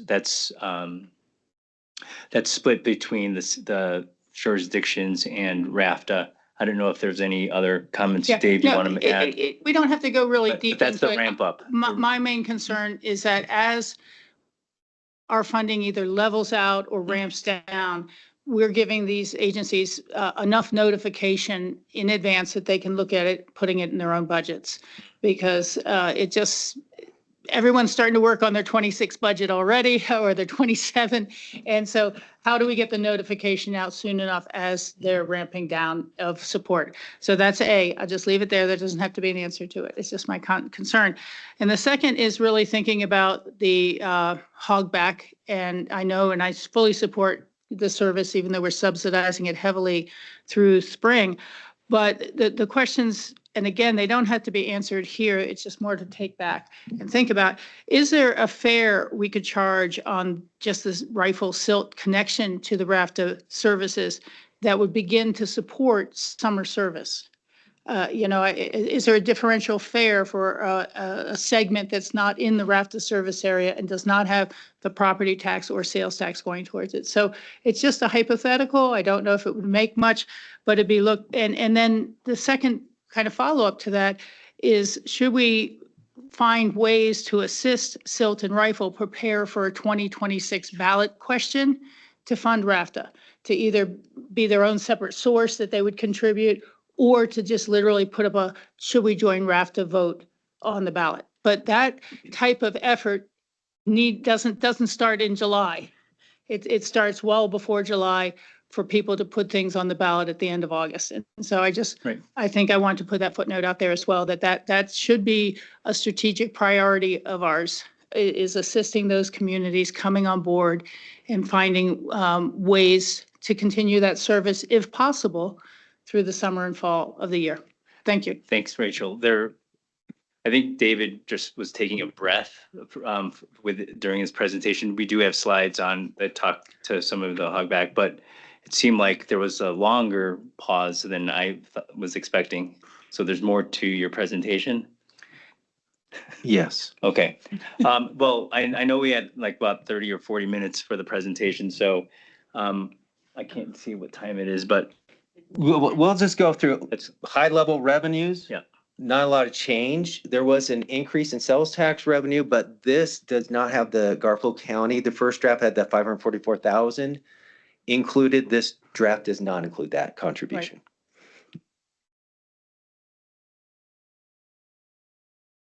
so currently on this slide, this is the Hogback Service Newcastle Rifles segment that Rachel was referring to. This, what's on the screen reflects the current assumption, which, as David alluded to earlier in the presentation, that this is assuming we continue the service through the winter and spring. Yeah. And that based on what we know now, this is based on that service level assumption and the cost, that the shortfall is roughly $372,000. The next slide reflects the anticipated scenario based on discussions. Kurt will chime in momentarily, but what this is showing is the assumed full service plan for the year. There has been discussions, and Kurt will get to it, in the light blue of the estimated contributions by the local jurisdictions on the western slope. And then this reflects an estimated shortfall of roughly $518,000. And I'll pass it on to Kurt if you wanted to provide an update on some of his discussions. Sure. So right now, what we're projecting, we are projecting a contribution from Garfield County of $250,000. I did provide the board, I believe, with that update. We're also projecting contributions from the city of Rifle and the town of Silt of $40,000. The $518,000 that's our shortfall identified here is what we heard from the board last month, the amount that we would contribute to continue the service through spring. Yeah. So right now, we may be close to being able to operate a full year of the hogback service in 2026. So. And that is with RFTA providing With the rest of the subsidy. And I can probably support that, but I'm just saying, there's a point at which if you always get something for free, you never contribute yourself. Yes. And the 2026 ballot is something that we should either mark as a deadline or say, we need to see committed longer term funding that helps cover this. Or, it's just simply not fair in a community that's now up to 10.4% sales tax and very high property taxes to then say, well, we'll take these guys no matter what. Yes. So I did meet with the Rifle City Council. I do plan to provide an update on that during the CEO report. Mm-hmm.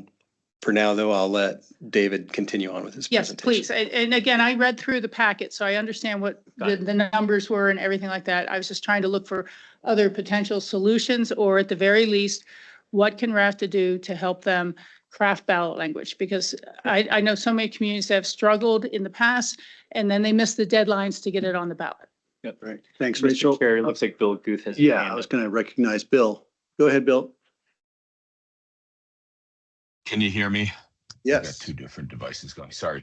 I'd like to ask how much would the average fare from, I suppose Rifle is as far as we go, right? So from Rifle to Aspen, what is it today and how much would it have to increase by to cover this shortfall entirely? And when I mean this shortfall, I mean RAFTA's portion of the shortfall. Kurt's going to answer that. So I won't try to do math here, but I can say right now that there's approximately 100,000 boardings that occur in Rifle and Silt on an annual basis.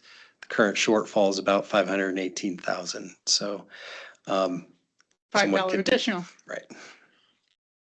Yeah, I'm wondering if there's a strategic element to passing that cost on to the commuter along the lines of what Rachel was saying is, if the community members are having to bear this incremental cost that they weren't previously,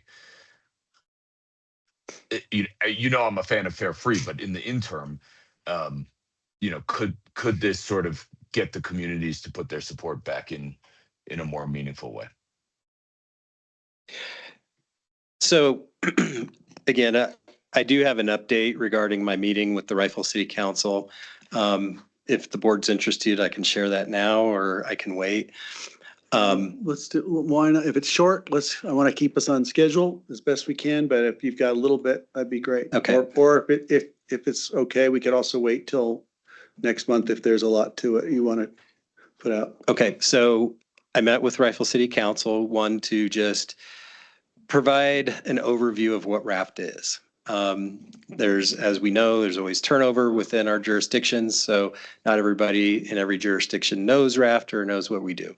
So I provided an update on that, and then I was able to bring it down into the challenges that we're having with the hogback, and that the funding for the hogback is likely going to end from Garfield County and possibly RAFTA at the end of 2026. And that was their notification that if the community wants to continue to receive the hogback service, that we recommended that we form a committee to continue those discussions in regards to how to move forward with being able to provide the hogback service. And RAFTA offered to help facilitate those conversations with them. It unfortunately was met with some resistance. And skepticism. Yes, unfortunately, some of the old ideas of this being an upper valley problem, not a down valley problem to solve, persist within the community. I don't know how widespread that was, but that was a very vocal opinion amongst the council. But they did still agree to provide a member to participate in discussions. Great. Thank you. Great, that's progress. Thank you. And I would just like to piggyback on that briefly. I attended a mayor's meeting for Garfield County. And so I can tell you that at that end of, Western Garfield County, there's a real desire to have the service, but not a desire to pay for it. So Correct. there's a huge, huge gap that needs to be covered. And yeah, it's going to take time. Yeah, it's kind of funny that like the service and they like the paychecks coming home on Friday every week and spent in their local stores, but not mitigating congestion. So Right. thank you. I see David Knight and then Francie. Sorry, Francie. And just a comment on that position from the council.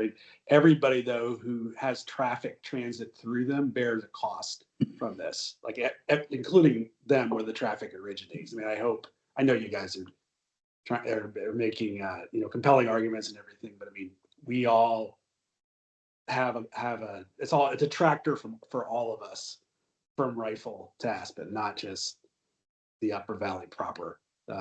Just want to point that out. Particularly Glenwood Springs. Thanks, David. Yeah, I mean, it's brutal. Francie. Oh, sorry. Go ahead. Keep going. Yeah, it's brutal going through Glenwood Springs, I mean, and that affects everybody, the riders and the people there. Anyway. Thank you, Francie. Just a couple of really quick comments. One, it'll be really great when Garfield County joins us at this table. And two, personal anecdote, one of my employees comes from Rifle and she has to leave Fat Belly Restaurant early to catch the last bus to Rifle. So that leaves my other two employees to do all the cleaning. And there just isn't any other resource available right now. So and she's one of thousands. So. And that's a Mid-Valley employee, not an Upper Valley That's right. employee. That's right. Right. Thank you. I participate in every possible conversation. I understand. And so, we are picking away. But I there's understand. some embedded, points of view that have to be kind of broken down. Right. Well, progress. I'll call it progress. Let's keep going, guys. Let's get to the end of this. You got Before it. lunchtime. Okay. Just real quick, this is just this snapshot. One of the biggest things, sales tax, property tax is over a big chunk of what goes through for RAF to fund our operations. So if we go to the next slide, one of the big things that was a big focus when we're looking at our revenues, excluding capital investment income, kind of pulling those off. So budget to budget is the 3.1% increase. So that was our baseline. Mr. Michael Yang embedded in our heads, how do we maintain our sustainability? Like we cannot have our costs raising faster than our revenues ongoing. So that was the first number that we really focused in on, was that 3.1% increase budget to budget. If we look at our sales tax, pleasantly surprised, we're continuing to be ahead about 4.8% compared to last year. We're still forecasting to be ahead of budget this year. It's always that weird where we're kind of tempered a little bit on. Paul works a lot with the jurisdictions as we look into next year. I'm not going to lie to you. We are very conservative people on the bean counter side. Go ahead. As you should be. This is just an overview. Where our expenses, we really look at, the transit's 50%. So this is the other comparison piece. Oh, no, yeah, go to the next one. Actually, this was a lot of the changes we talked about that we've added a lot of strategic initiatives were outside of capital, yet we still came down 1.3 million with some of the high priority strategic initiatives. But go ahead, Mr. Muckingham. One more.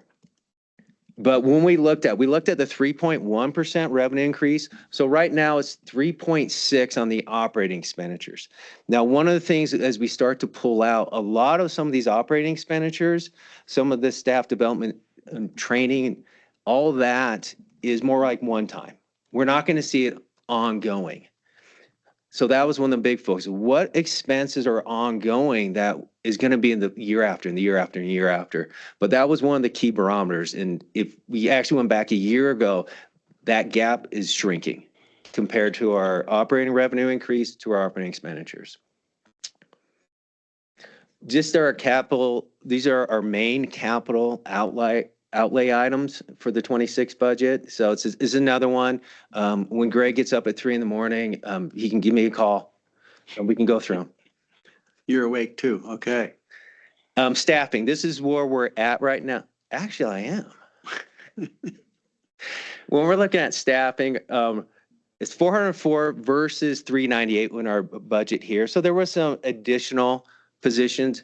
2 additional full-time CDL bus operators, another communications, a handful of additional positions on high-level needs, as well as we go through a lot of this. In 2025, there's always positions that were like budgeted half year.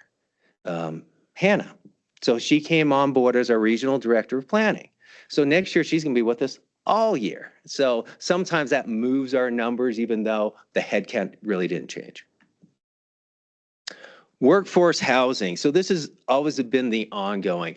One of the things, as you're looking at this chart, it's pretty steady. In years past, when we shared this, sometimes we're like, oh, we have this gap. We have this gap because we had Burlingame seasonal, but now what do we do during the summer because we have full-time employees? So one of the big things, as that push went really forward on, we need this more steady. We're hiring full-time. We're not hiring seasonal employees. So we've got to a point where it's roughly about 100 beds across the board. One of the things is where we've averaged out on how many beds have we been using. And that really is between about 73 to 78 beds per month. So this gives us more than a cushion. Obviously, having Iron Mountain Place come on board with our own properties helps out. But now it goes down to, are we spending too much money on third-party leases that we're locked into paying? And how do we go that? So this is another one that's a lot of discussion on trying to figure out that right amount. You know, and I'll tell you, 2 years ago, we came in with the beds number like 140, 150. We didn't know. Was really trying to fine tune. So this is where we're at. So everything's coming down. It's really helping out the budget on the operating side. Fund balance. One of the big things, it's really about north of $100 million in fund balance between committed, restricted, unassigned. But one of the big things that we'll keep pressing this concept is, and Mr. Macan keeps pressing, transportation is very, very infrastructure. It's very cost heavy. We'll go through bouts when we have to do a new bus building, and that's going to be $75 million project. With the buses coming on board, the new battery electric buses coming on board next year. So that's one of the things, if we kind of go, and this is kind of just that reminder slide on how much RFTA is really into capital assets to do our services.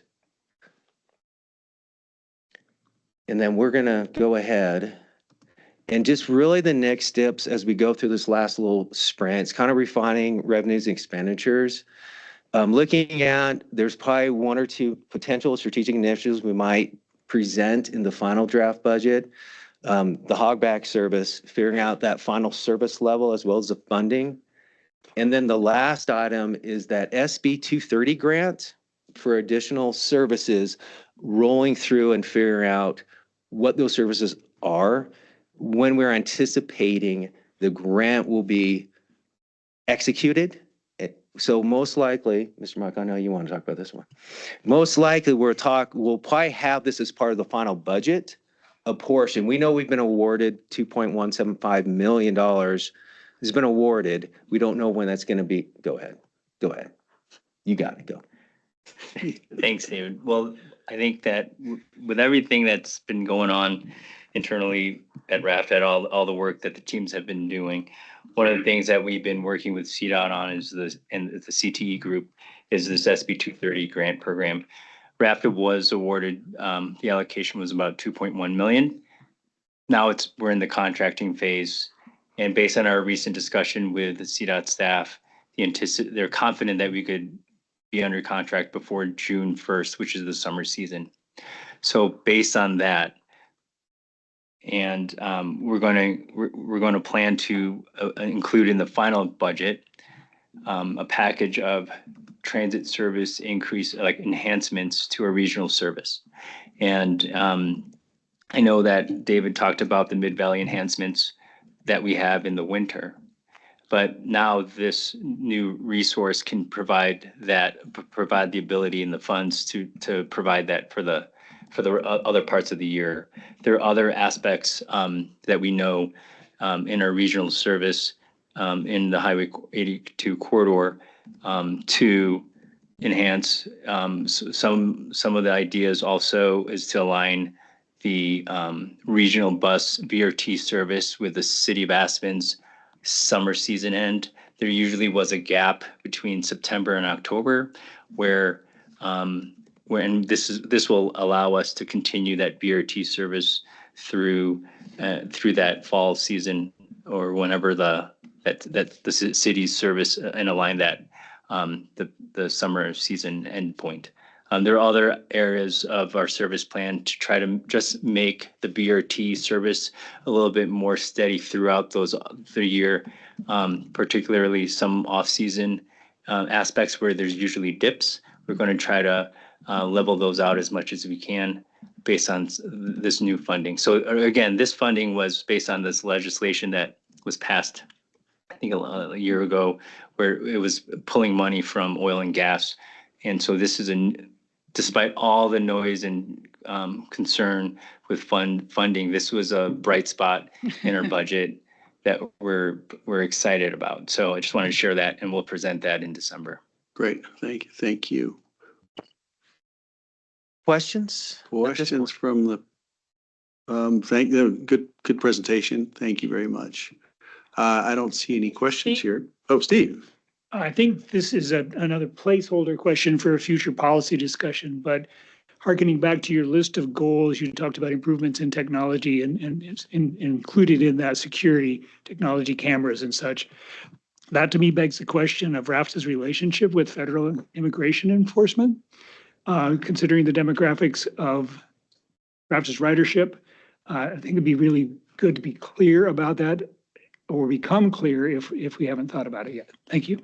Good point. Thank you. Kurt.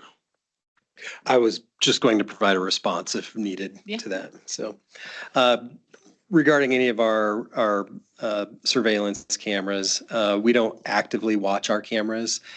We look at them as incidents make necessary. We do coordinate with our local law enforcement jurisdictions if they're investigating a crime. We provide access to that, but we don't provide access beyond that. Thank you. Thank you. Thanks for the clarification. And we are right on schedule here. Thanks, David. Thanks, Paul. And for the comic relief, we'll all be doing a Hawaiian meditation afterward. Hula dance. Okay. All right. Now we're talking. It takes a lot for Bring the fire dancers too. Yeah. Oh, bitch for that one. All right. We're getting a little bit eccentric here. Okay.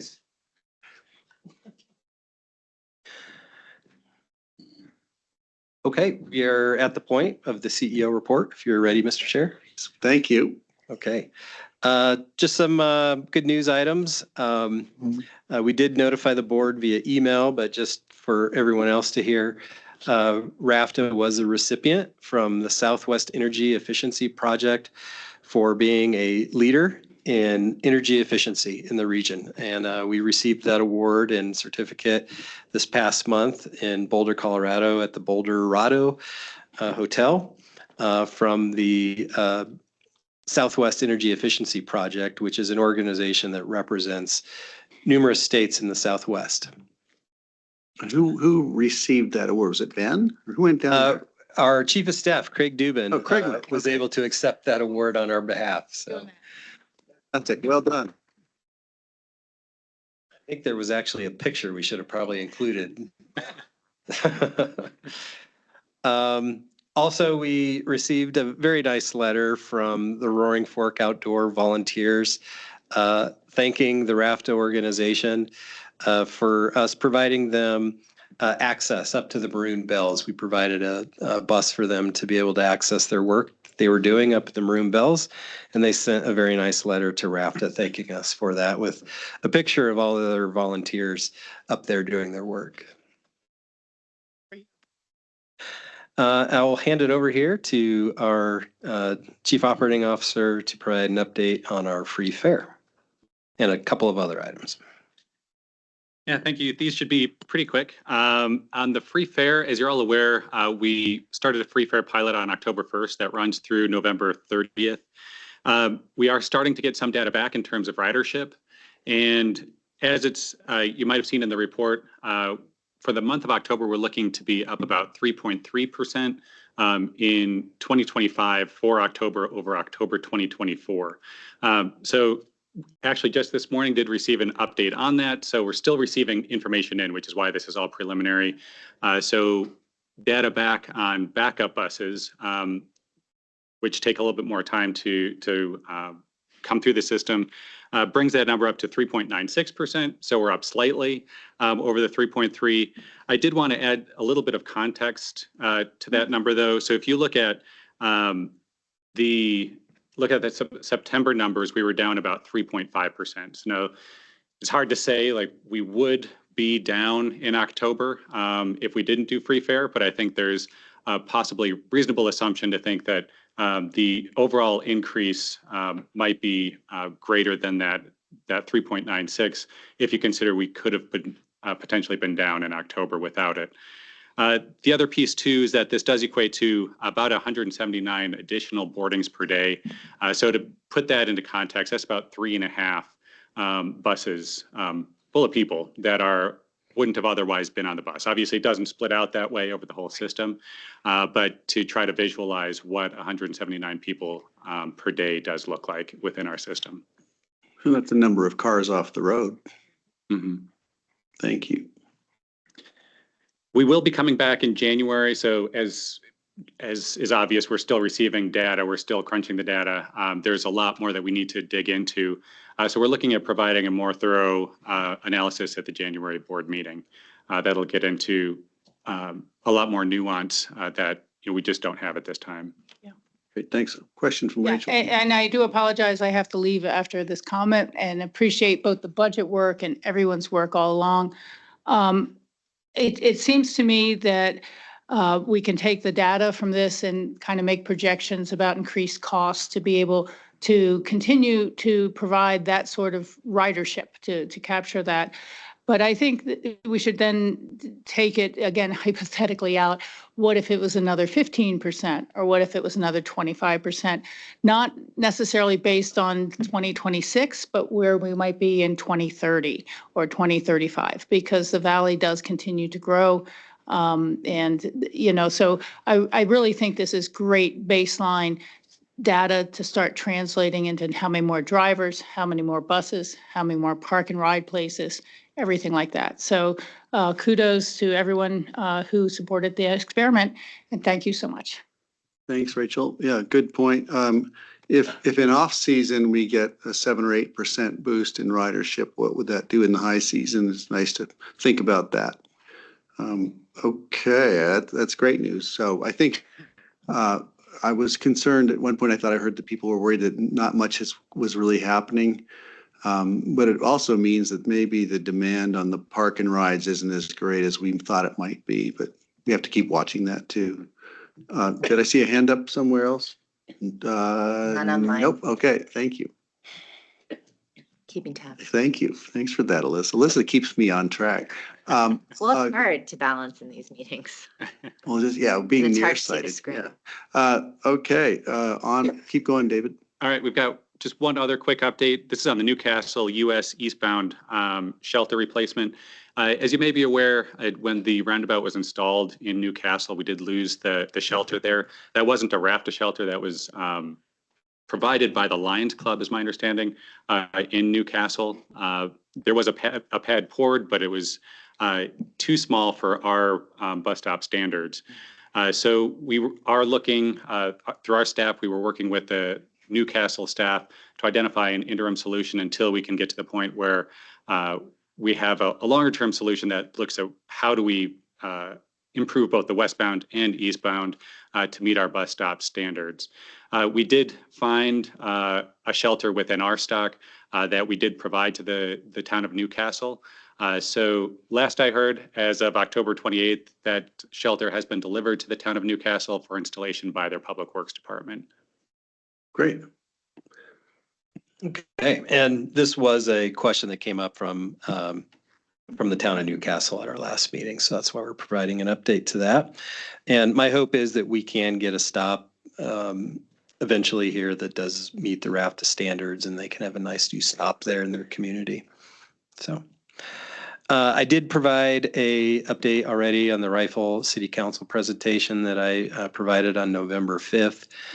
We did share information regarding RFTA, regarding the challenges moving forward in regards to funding. I am probably a little less optimistic after that meeting in terms of us being able to find solutions, but RFTA did commit to being able to help facilitate conversations with the town of Rifle and Silt and hopefully Garfield County to see if we can find some solutions moving forward past 2026. Can I just ask, it's been proposed that we put a fare increase on that section. Is that something you're contemplating? I'm sure there's more to that conversation, but I liked what I heard, that maybe that's going to have to just pay for itself in that way going forward. And is that something you'll be presenting to them? We can look at that. Just for context, fares within RFTA represent about 4% of our operating costs. So the fare would have to be fairly significant to cover costs of that service, and the service would likely not look like it does today. There would likely still be a scenario of a significant shortfall that would have to be covered by someone. So those will definitely be potential strategies that we can look at to provide funding for this service. But I think we also have to consider the option of that service stopping between Newcastle and Rifle. Right. Yeah. Thank you for that. We do provide our monthly performance metrics. If there are any questions, I'm happy to answer any of those. We are about 2.56% up in ridership compared to 2024. As David Carl mentioned, we're on track to be about 5.2 million annual boardings for the system. Moving beyond that, Michael Yang provides a financial update. I don't know if there's anything you'd like to share in regards to that, Mike. Thanks, Kurt. The one item is on the last page, related to the 2025 budget. It's a general fund update. One of the things that we've been working with CDOT on is allocating a portion of a grant that we received for the VW settlement grant, about 2.5 million for charging equipment to support additional buses. One of the grants that the board approved during the consent agenda item included 10 additional BEVs for potentially 2028 delivery, 29 around there. And so some of this money is going to help prepare us for not just the 10 buses that are coming next year, 10 BEVs coming next year, but also positions ourselves for some of the other ones. Right. Thank you. What I did want to ask, when I saw the fuel budget's $3 million a year, is that correct for RFTA entire? When are the BEVs going to make a dent in that? Well, currently we have 8 of the entire fleet of over 100, like I think it was roughly 130-ish. And so the 10 battery electric buses that are coming next year will slowly get there. And then 10 more in 2028, 29. That's the plan. And so I think that's the part where I think the main question is, how is that going to, this is a good segue for a climate action plan, because we are also working on measuring emissions from our fleet. And so we've been working on information or metrics to share with the board that I know folks would be interested in, but it does move us in that right direction. But as you know, a lot of our bus replacements aren't all at once. And so the life of a bus is about 14 years. And so we have those opportunities to make those improvements in steps towards reducing our greenhouse gas emissions. Like in the 2026 budget, as we presented, there weren't any bus replacements in that based on our schedule. So that's just a reflection of when they come due. So right, copy that. Thank you. So we'll watch that go down as we make those advancements. Okay, if there are no other questions from the board, that completes our CEO report. Wow, thank you. Well, let's see, new business for next meeting. I did request, Francie, since I don't know if you heard, I guess it was before you got here or maybe just privately, that we would like to invite the Transportation Coalition to present to RFTA in January. And so the staff is working on putting that on the calendar. And I don't have any other thing to bring up on that right now. Anyone else? Be a public meeting, or would it be one of these meetings? It'd be a RFTA board meeting. Board meeting. Yeah. But that was just a proposal, and I'd like to just put it out there. If and anyone has a thought on that or a comment, they can add. They can talk to Kurt or David. Colin, thank you. Go ahead. Sorry, can you hear me? Yes. Yes, and so since there's a presentation from the Upper Valley Group, there's been a group doing some work along the I-70 corridor that Kurt has been involved with, and they've been sharing information with him. And I wonder if, given our concerns about the hogback funding, it might be worth having them make a presentation. They did a community survey of people's perceptions and needs of transit that might inform some of our thinking. And then at our last meeting, we had asked Kurt to give us some updates throughout the time between our meetings, and I just wanted to thank him for doing that. I think he struck a great balance and really appreciate the updates. Thanks. Great. Thank you, Colin. Thanks for reminding us about that. Okay. I don't see anything else. I want to suggest that our next meeting is Thursday, December 11th. And beyond that, I'd look for a motion to adjourn. I'll move to adjourn. Alyssa and I'll second. Aaron, all in favor? Aye. Hi. Aye. Thank you all. This is Thanks, a